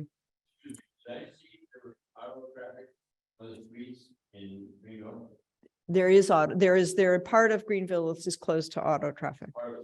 Part of it, yeah. It's not so big. Now, I brought this case here because I want to say that this is a brand new development outside of Fort Lauderdale. It's another illustration of this idea of mixed use, combining office, retail, and housing together. And these kinds of places, it's still under construction. I was just there, still under construction, some of it. And what are they trying to emulate? State Street, right? They want what you've got. But so far their program includes 600 apartments, 5,000 square feet of office space, including one of the airlines is moving there, although I think it might be Spirit who's merging with somebody else. So we'll see what happens there. But anyway, 400,000 brand new square feet of retail space. And then you can see, again, these are people places, wide sidewalks, this open space. So here, next slide, Daniel, you can see how it's performing, particularly for the multifamily. The multifamily rents are 38% above what's in the market area. Office is only 9%, but that's good, right? It's better than nothing, right? And then the retail is about 6% higher. So it's not, crazy high, but it's all higher. And the housing is really what's driving a lot of this. So Fargo, North Dakota, you betcha. Just there as well. And I was really surprised by how great downtown Fargo is. Now, you might think Fargo is a cold place that has nothing in common with Santa Barbara, but it's warm in the summer. It has a university and it has a lot of wealthy people. It has a lot of really wealthy people. So there's a lot of money in Fargo. And they have really been working on their downtown since 2021. They added, or as of 2021, sort of in the last 5 years, sort of just before, during, and after the pandemic, they've added 1,000 new housing units. They've got another 600 in the pipeline. And Fargo is a small city. 5,000 residents are living down there. They have 18,000 employers, including a local bank. They're completely retrofitting a gigantic bank building. I couldn't believe it. I'm like, what was that? And they said, oh, it was a bank building, and the bank is reinvesting in this huge high-rise building. 45 retailers, a lot of restaurants, bars, and then good coffee as well. So next slide. And they built this park, which I'll say something more about in a minute, but they zoned for mixed use. So they had a big bump from their zoning. So Peter mentioned incentives. They have a bunch of tax incentives they could use, which we can't do in California, but just the zoning alone and flexible zoning is something that came up again and again and again in every one of these case studies. You see this park here, and right across the street, just right about where our logos are at the bottom there, somebody opened an ice cream shop. And they told me that once that ice cream shop opened, downtown changed. People brought their kids downtown and they really wanted to be there. It was, who knew that an ice cream store would be an anchor use when we're used to thinking about Macy's and Nordstrom's, but it really worked. They have a business improvement district, and then again, they have tax increment financing. So next slide. So it's been very successful. They also have 2 movie theaters. You can see here too that there's a mix of old and new buildings. So they too are really doing both placemaking and place keeping. The increase in property valuation has been phenomenal over the 20 years that they've had some of their incentives in place. So the increase in value was twice the rate of inflation, and it was faster than the overall increase in the value of the housing market for the city. So these are great numbers. Downtown Napa, Daniel brought this one to my attention because MIG's worked a lot on this flood control thing. So Napa was not a great place. There was a huge amount of uncertainty because the Napa River was flooding constantly. And downtown would have these giant floods, and you all know about floods and fires and all this kind of stuff. You understand that this is really not so great. Just between 1961 and 1997, there were 19 floods that caused more than $500 million worth of damage. And this was before we were seeing so much climate change. So based on the locals voted to tax themselves, and then the feds and the state and the county all put in money. They built a $550 million flood control project, but you see what that project looks like. It's not a levee and a wall. You see it's these beautiful bike trails and green space. The river has really become the centerpiece of downtown, right? So you can see on the bottom slide, all of the new construction that's happened now that people have certainty and there's less risk because of that. In that case, the flood control was what was going to decrease the risk, but they invested to make it also beautiful, right? So what's the payoff? The city, I was looking at the city's general fund and kind of what's going on there, and was just surprised by what their budget looked like for downtown. Millions of dollars. They continue to invest in downtown, but you know what? They have millions of dollars to invest. And it's because their property values have gone up so much. This is a new hotel on the right, a new restaurant on the left, and then you see public work. They've added a jobs in downtown, and they've had over $1 billion in private real estate investment. So again, another small town that is really growing in big ways. Next. So here, just the real estate trends. Again, the blue is downtown, and the orange line is the rest of Napa. So you can see office rents. The chart on the left is the trend in office rents, and these trends go from 2010. So kind of the trough of the recession. You see how they build back up, but it's really interesting to see what happened to those office rents post-pandemic. So in the last 3 years, those office rents have increased. They're higher than they were prior to the pandemic, right? And the gap has widened for the rest of downtown. Same with retail. The gap is not as big, but it's still better, right? So next slide. This is also a really interesting case from downtown San Antonio. The Hemisphere, they had like a World's Fair in San Antonio, right? Like in the 1960s, yeah. And if you've been to San Antonio, they have kind of a tower. It looks kind of like the thing in Seattle, but in the very recently, they've been investing. They redid 3 streets. So you can see they made the streets curbless. See that top slide? Yeah, that's a street, and you can have cars on that street. But if you close the street down, it's very easy as a pedestrian. You're not tripping over the curb, and it allows for activity to flow back and forth. They created this beautiful, amazing playground, and then they programmed the heck out of this 425 events. So they have 600,000 people visit, but I thought the most interesting statistic on this slide is that 84% of those visitors are actually locals. They're coming from other parts of San Antonio. It's not just tourists, right?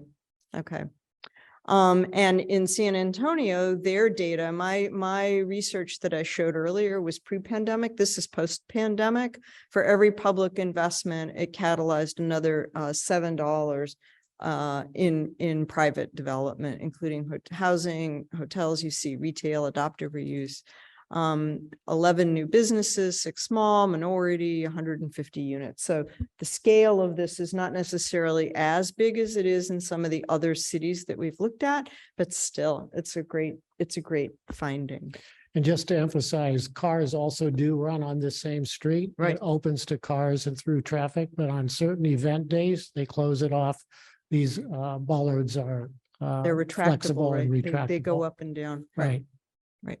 Next slide. We're almost done. Bryant Park, New York City. We put this in because we thought many of you have probably been to New York City. And this is another case where New York City was really in rough shape after the 2011 recession, the 2008-9 recession. This is not even after 9/11, but a little bit more recently. And these buildings, Bryant Park is not that far from Times Square, and it's just around the back of the main public library in Midtown Manhattan. And these buildings were just deteriorating. They were really losing value. And so what happened was the community got together and they really revitalized Bryant Park. And you see these chairs, as Sarah was referring to earlier, chairs that can move, right? This is what you're hoping. By the way, I love the little free libraries. They're awesome. I like the ampersand and the question mark. Okay. Anyway, but Bryant Park is privately managed. The city doesn't put any money in. So this is where they have corporate sponsors and contributions. This is like a business enterprise in a way, but it's a nonprofit. And they manage the heck out of this thing, as Daniel said. If you throw down a piece of trash, there's somebody there to pick it up. At the end of the day, those chairs and tables go into storage. There are a lot of events here.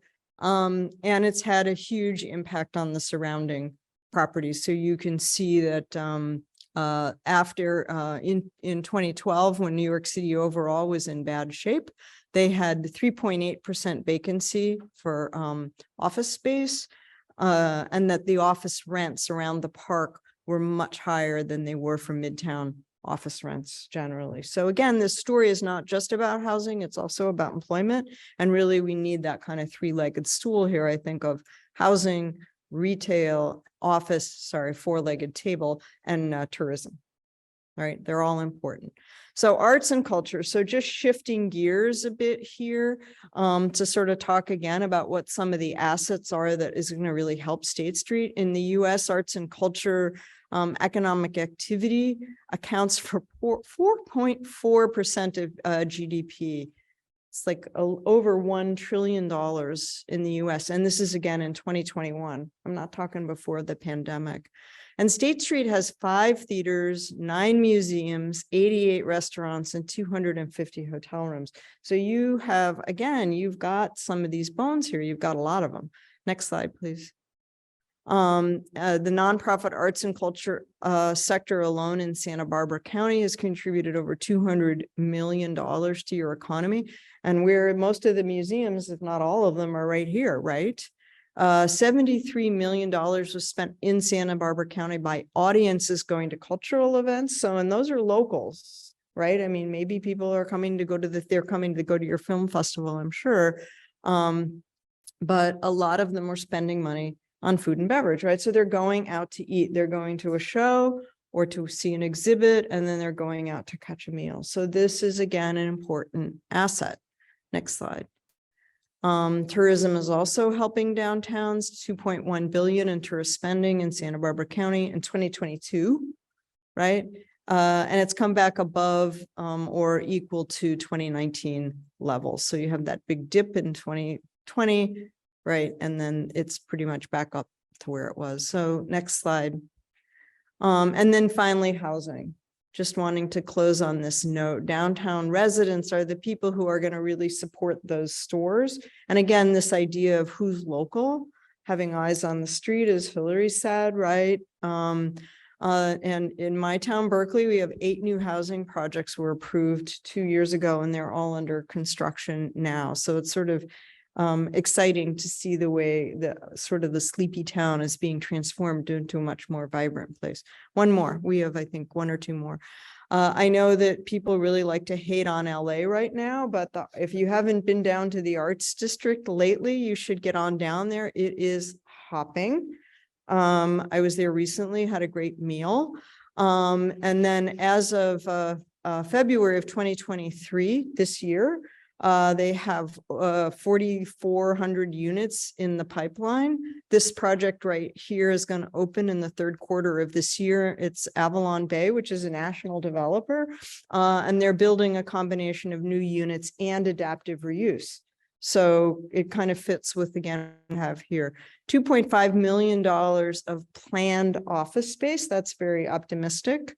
right? But it's again in the pipeline, and then 60,000 square feet of retail space. So that's mostly new commercial space to be local serving. It's not like they're doing a huge retail expansion, but just that mix of office and housing, I think is very interesting to see.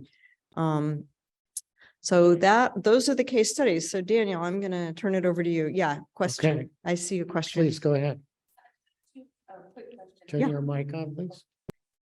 Yeah, two quick questions. One, when you're talking about $1 of public funds, catalyzing $7 or 10 to Right, $15, is that formalized partnerships or what type of public funds? Is that accelerator Well, program or? it can be any number of things. It can be cities working. I mean, cities have to work with developers because you have to go through plan check, right? So some of it is just having a more efficient way of doing plan checking. I mean, this is what Peter was referring to.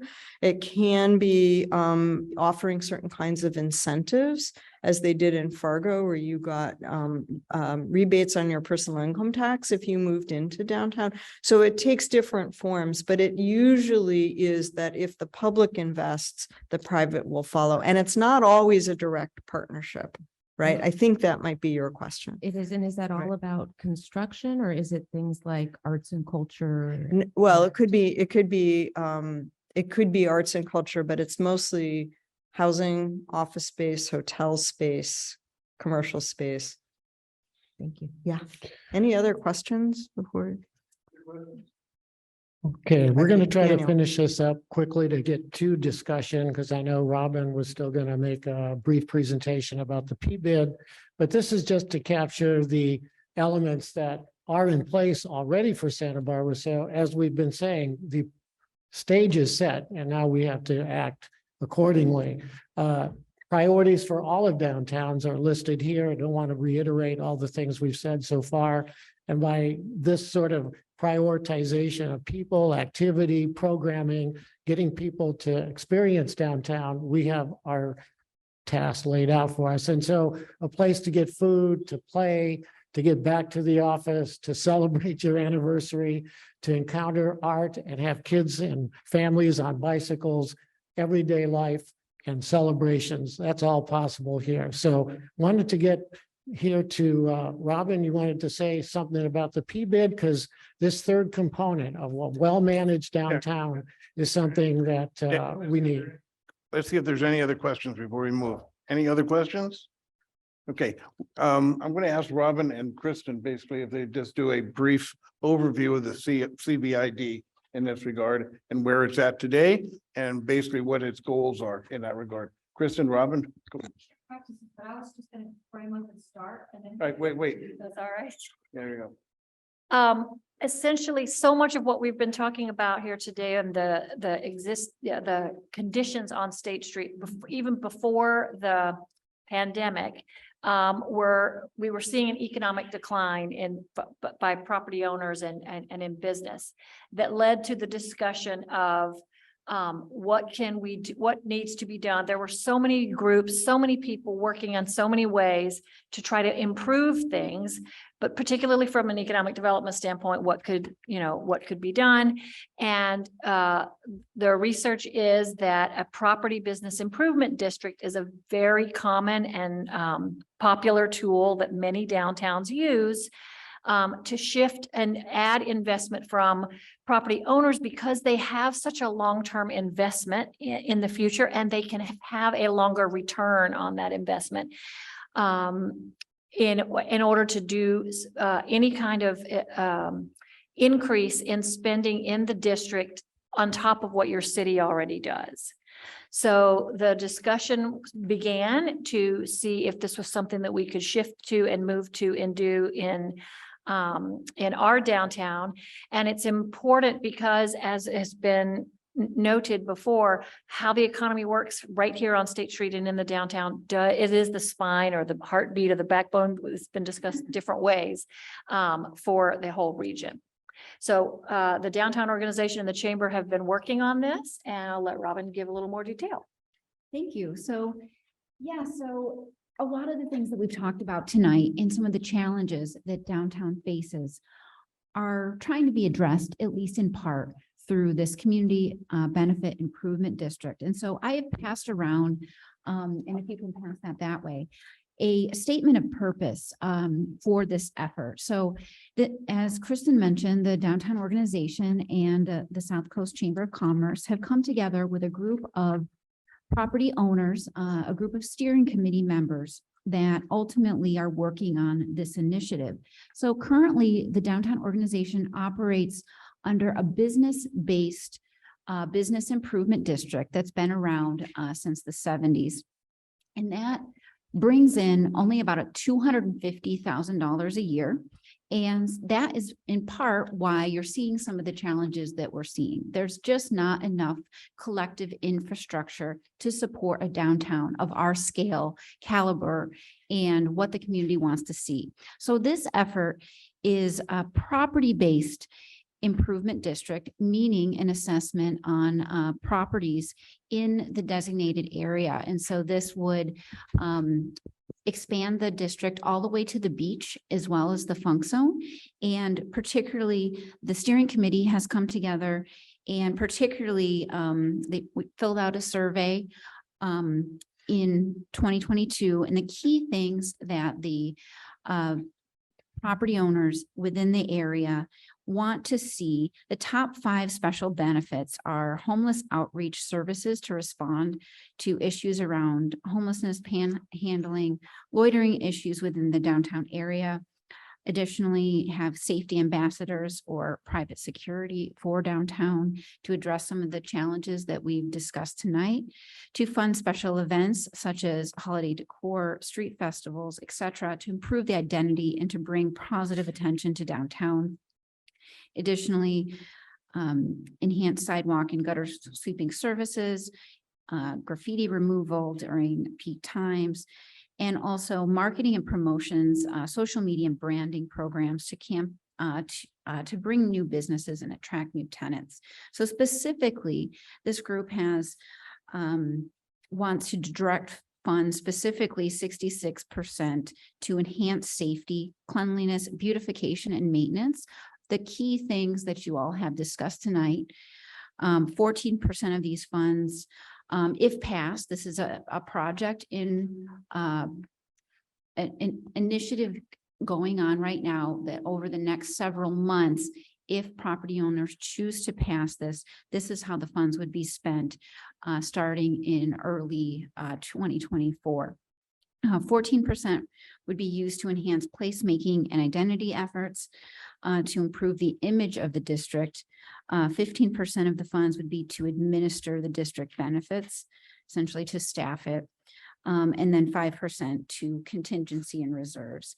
So this district, if established, would be initiated for initial term of 5 years. And so this is similar for those who are that are familiar. Coast Village Drive just finished this process, and they are starting, as in the last several months, starting to deploy some of their services, and you're starting to see those advancements, and that is in part bringing people, businesses to that area. Once we implement these different services, the goal is to really support and have the infrastructure for our downtown and for the future to align with this larger effort.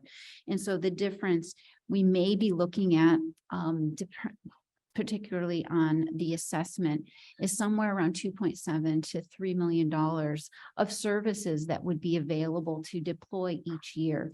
And so this is really imperative for us to act now and make this happen, to support this entire infrastructure, to ultimately enhance our downtown services, economic growth, district vitality, and also to be able to act independently of the city's budget, because that's going to go up and down over time. And this can support the vitality of the district, and particularly the people who are investing in it, the businesses, the properties who plan to stay.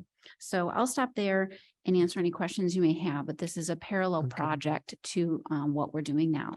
Excellent. So are there any follow-up questions or comments for Kristen and Robin here. Before we go on to a broader discussion of takeaway messages, and remember on Wednesday, you're going to see designs that will be basically the starting point for this platform of urban design to support all of what we're talking about here and what's been expressed this evening. Ken, go ahead. Yep, looking forward to it. Ken? So the CBID process, it sounds very important. And so is there any way that we as individuals or the committee itself can be supportive in the process of promoting the CBID? Great question. Absolutely. So in the next several months, more information is going to be coming out about it. We're going to be doing a public information campaign, specifically a petition to the property owners in this district and communicating the message.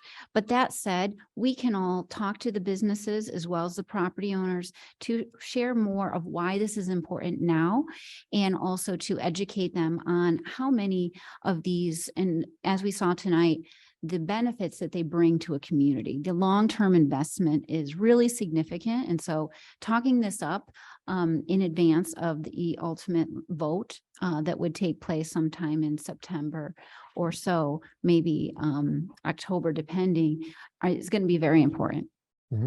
Okay, any other follow-up Other points? questions? On the PBID topic? Go ahead. Kristen?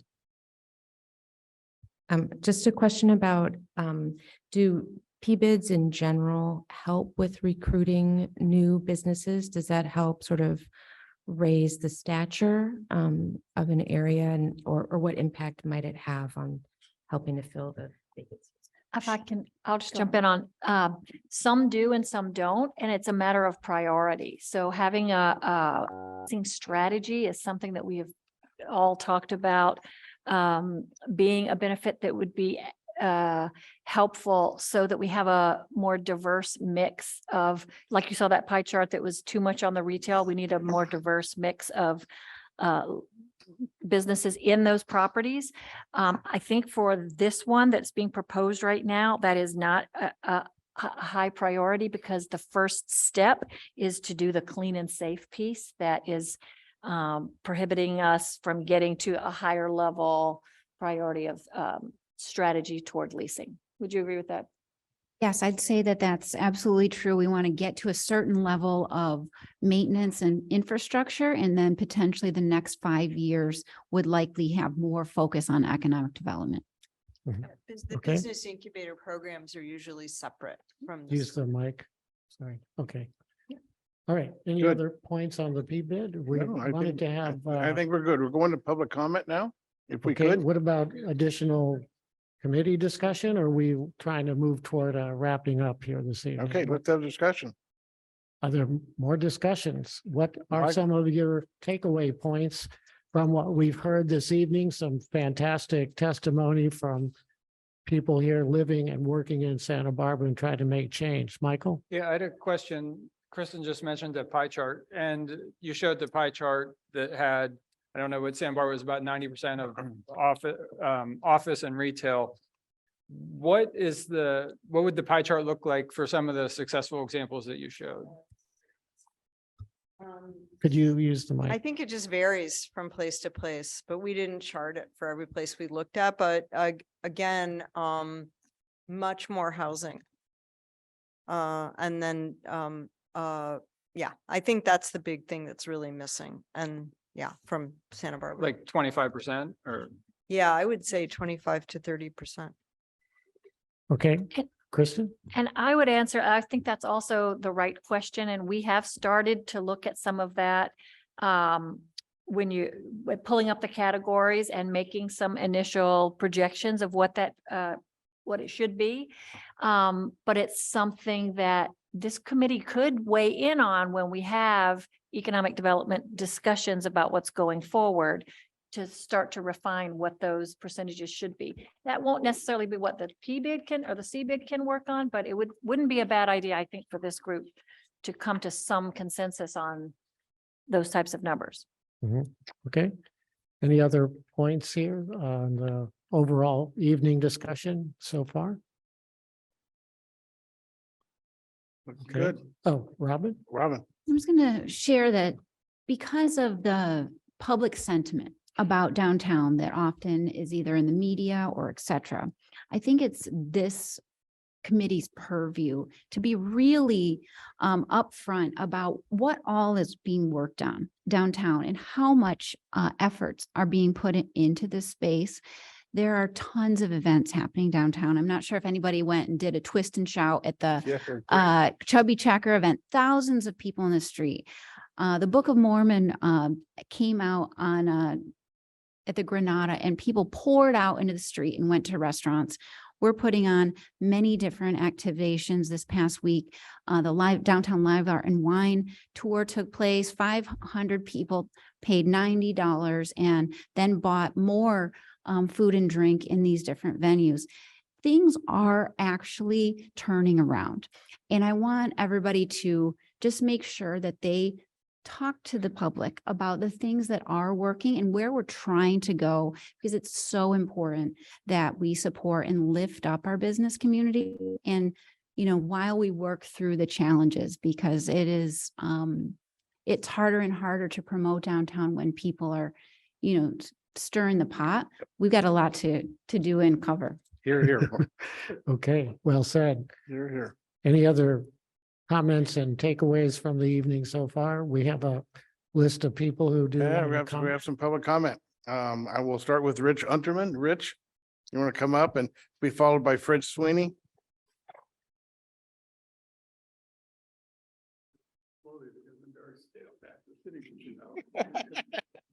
Anybody else want to get up? Yeah, me. Thanks for doing this. My name is Rich Hunter. My wife and I built and operated a little hotel on Garden Street for a long time. Oh, that's right. Okay. My name is Rich Unterman. My wife and I operated a little hotel on Garden Street. We built it about 20 years ago. And so we know this town really well. And I think from an urban design perspective, I was really disappointed. Only two ideas. If you close it, open it, there's something in the middle. And I think that the middle one, I did a little sketch of it right here while I was waiting. You know, you could, for instance, and this isn't the only thing that you could do. There are lots of other, I like to move around, but there are lots of other things you could do. But for instance, you could have the party zone from Haley to Ortega. You could asphalt it so you could hose it down at the end of the day. It would be relatively cheap, okay? Then you leave cars from Ortega to Carrillo. And you save money by doing that. And you have an expansion point in case everything works. You can move into there in 20 years if you want to. And then you have the cultural place where it's beautiful and sophisticated from Chapala to Victoria. Now, there might be other ones, but I would think broader than just simply this or nothing. And we had real success in around the corner from our hotel on Canon Perdido across from Presidio. That used to be a dump, but it is very vibrant. It's one block. And I think if you create different kinds of spaces, the party one, asphalt, simple, the street in between, the more cultural ones, you'll get different little neighborhoods. I'm probably just about out. Okay. Great. Hey, Thank you. Rich, come back on Wednesday. For sure. Fred Sweeney. Fred's going to be followed by Kira Punch. I don't know your last name. Okay. Thanks, Dave. Fabulous job, Dave. Thank you so much for outlining the history. I want to just cover a couple of things. MIG, I would hope that you would look at San Luis Obispo. I was just there this weekend. Just absolutely vibrant. It's incredible what they've done with that city. So if you could look at that and share some of your thoughts. But I want to drop one other pebble into the conversation. We talk about deconstruction and construction. We have Sampson Clinic is going to get bought up by Sutter. Okay. For many of us who use Sampson, it's spread all over the city. What if we were to convince them to come to a central location, i.e. Macy's or Nordstrom's? Let them fill that space up so that when you have to go to use Sampson, you don't have to go to 15 different places as you do today. Take some of that area that's over by Cottage, get that, talk about flexible zoning, get that turned over to housing, get them to come downtown. So I think that's worth exploring. And then the other thing is that having sat and drawn and watercolored an entire 13 blocks of State Street, I know it really well. Hal Conklin's concept, Mr. Hunterman just mentioned it, of the zones, I think is very important. One big mistake we made was allowing the museum to turn its back to Library Plaza. We need to have that through space for everyone. All those activities need all these courtyards, El Paseo, La Arcada Court, they all need to interconnect. Thank you. Thank you, Fred. Carrie, you want to come up and followed by Joanna Kaufman?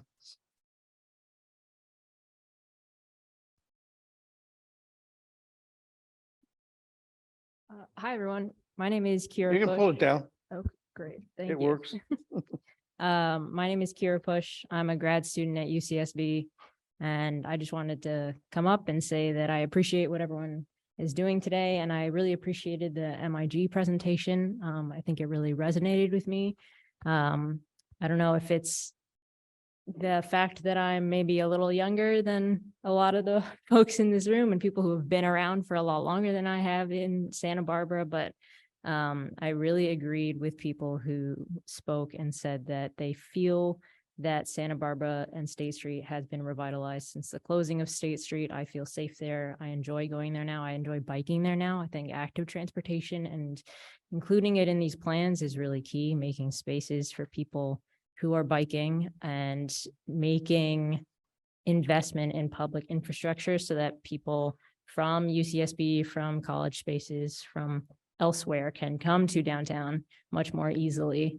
I think making that a more seamless process and then making it like placemaking so that we want to go there and stay there such that the trip is worth the time, which is currently like a 35-minute bus ride, is worth it. And I really enjoy downtown. I would love to live downtown.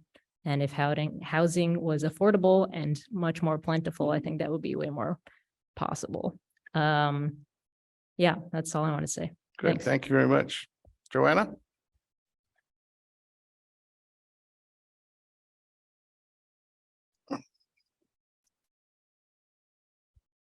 To pull it down even further.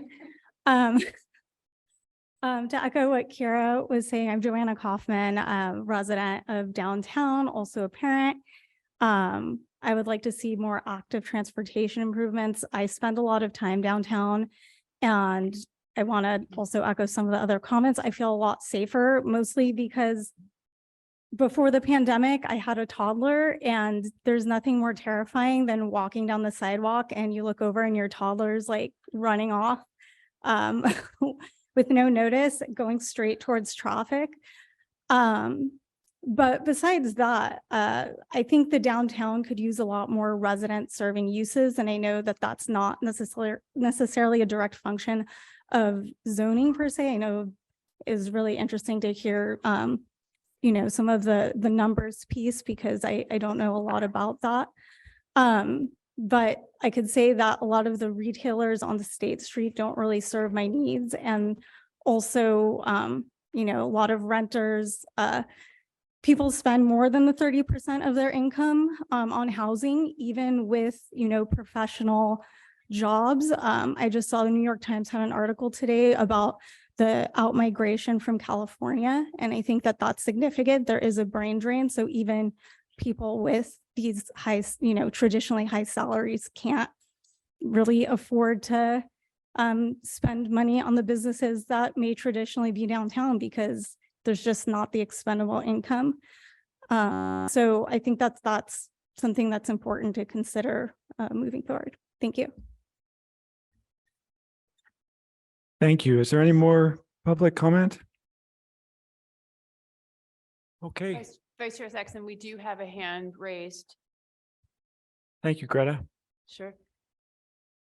Tatiana Cruz, your hand is raised. We have a raised hand from Jason Chapman and Robin Cedarhop too. Tatiana, I'll unmute you and you can speak.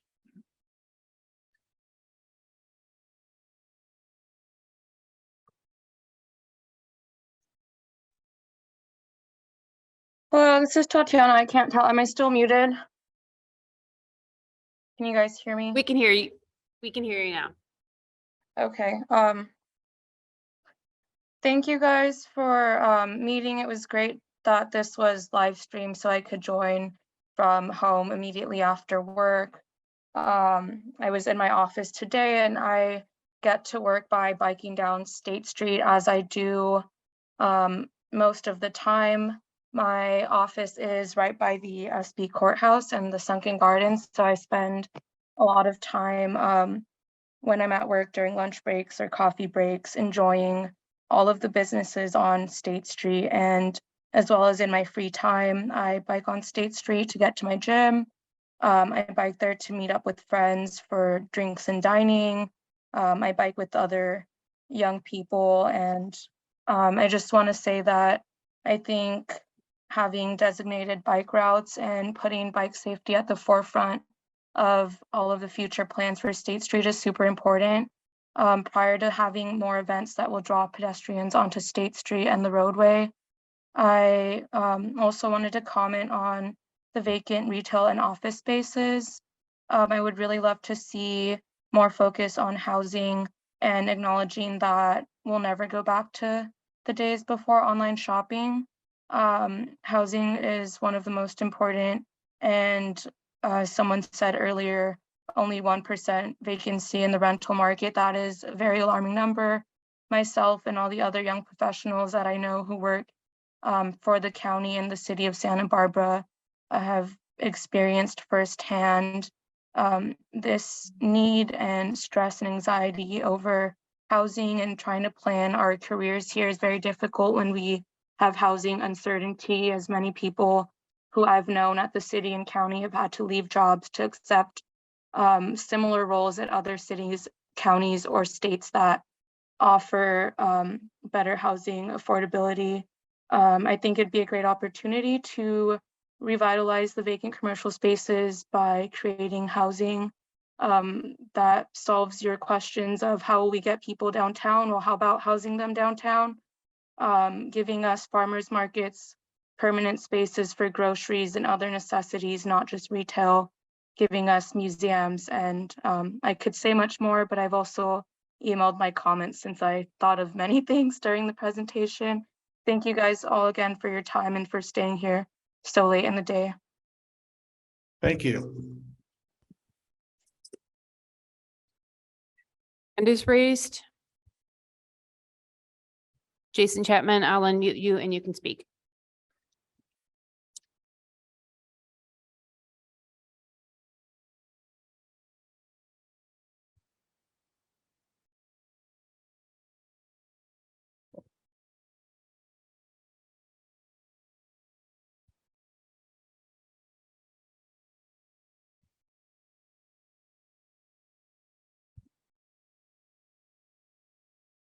Jason Chapman, you can go ahead and speak.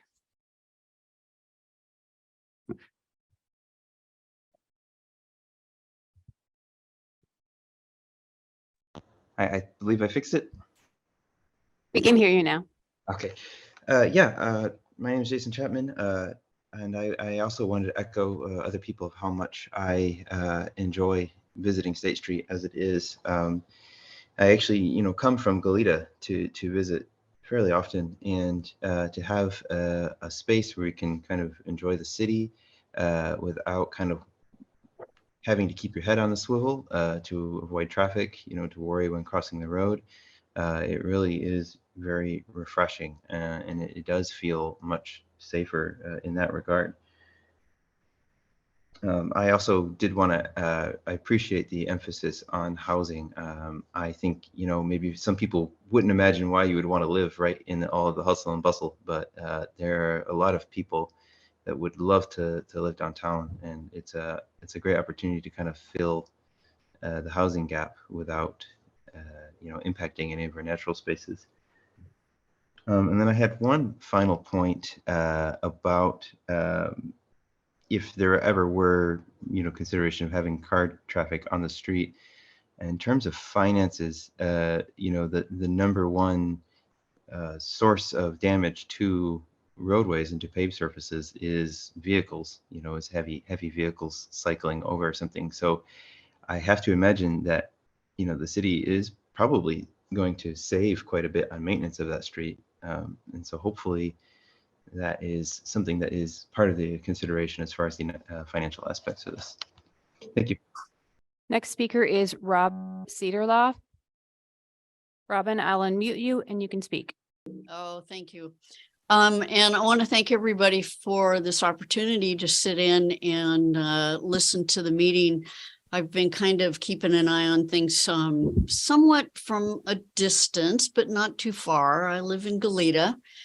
And I have to be honest, I used to spend a lot more time in Santa Barbara shopping and whatnot before State Street actually got closed.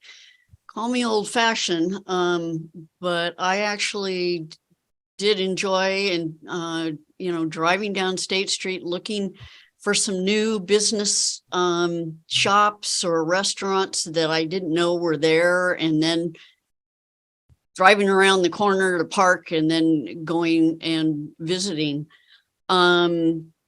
I understand where a lot of people are enjoying recreating on State Street, but I am kind of interested in knowing how things will turn out economically that way if it is all closed. I'm hoping there'll be some consideration for some vehicle traffic on State. As I've gotten older and my family members have gotten older, it's a little more difficult for us to go to the theater or do some of the other things we used to like to do because I can't drop off at the curb. And I've had visitors coming back into town now that COVID is lifted. And they all remember coming before and being able to take the trolley up and down State Street and hopping on and hopping off to do shopping and just wandering around. And so I'm hoping maybe might consider using just one lane in State Street and having it as a one-way direction, maybe going from Victoria to the wharf. That would be a nice little travel area. Thank you very much for your time.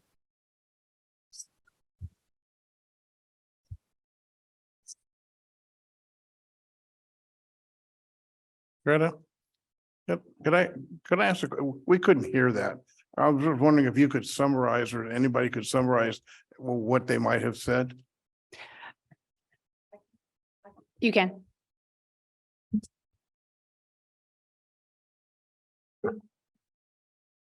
So the public speaker had mentioned an interest in being able to be dropped off and picked up in front of certain establishments on State Street. An interest in being able to have some element of vehicle traffic on the street. And she had proposed the idea of from Victoria down to the wharf, having a one-way vehicle lane configuration on the street. That's sort of a very high level summary. Great, good, thank you. Is there anyone else, Greta? We do have one speaker left, Annika Clemens. One moment and I will unmute you.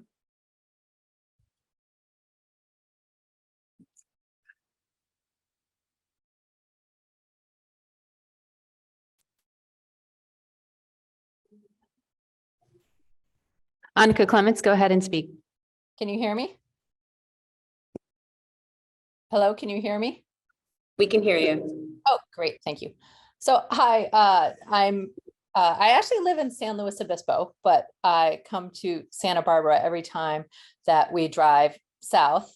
I'm a city and regional planning graduate student, and I was looking at placemaking and making pedestrianized spaces. And I heard about Santa Barbara as an example. So I tuned into your meeting and I'm glad I did. I've learned a lot of really interesting things, especially how you have study the actual effects of closing the streets, like the number of vacancies that have turned over into businesses. That's really interesting. So I'm glad to hear some success stories. But what I wanted to talk about was the reason I stopped in Santa Barbara is that I drive an electric car and I need fast charging. But you have very limited options. And so I always stop at the shopping mall. I think it's called Cumbra Plaza. But I would much prefer to shop downtown. And I'm hoping that so when I say shop downtown, I spend money when I drive, we eat, we've got about an hour of time to spend, and I end up going to Macy's and buying things. And so I really feel like the infrastructure for electric vehicles is something that needs to be looked at for downtowns, especially because California has a new, I'm going to call it a mandate, that by 2035, that 100% of light duty vehicles need to be plug in. So we're going to have a lot more of those on the road. So I'm just hoping that downtowns really plan for that, for their economic recoveries. Thank you. There are no more public Good. speakers. Thank you. Thank you very much. Thank you for all the speakers who did speak to date. And I have one more.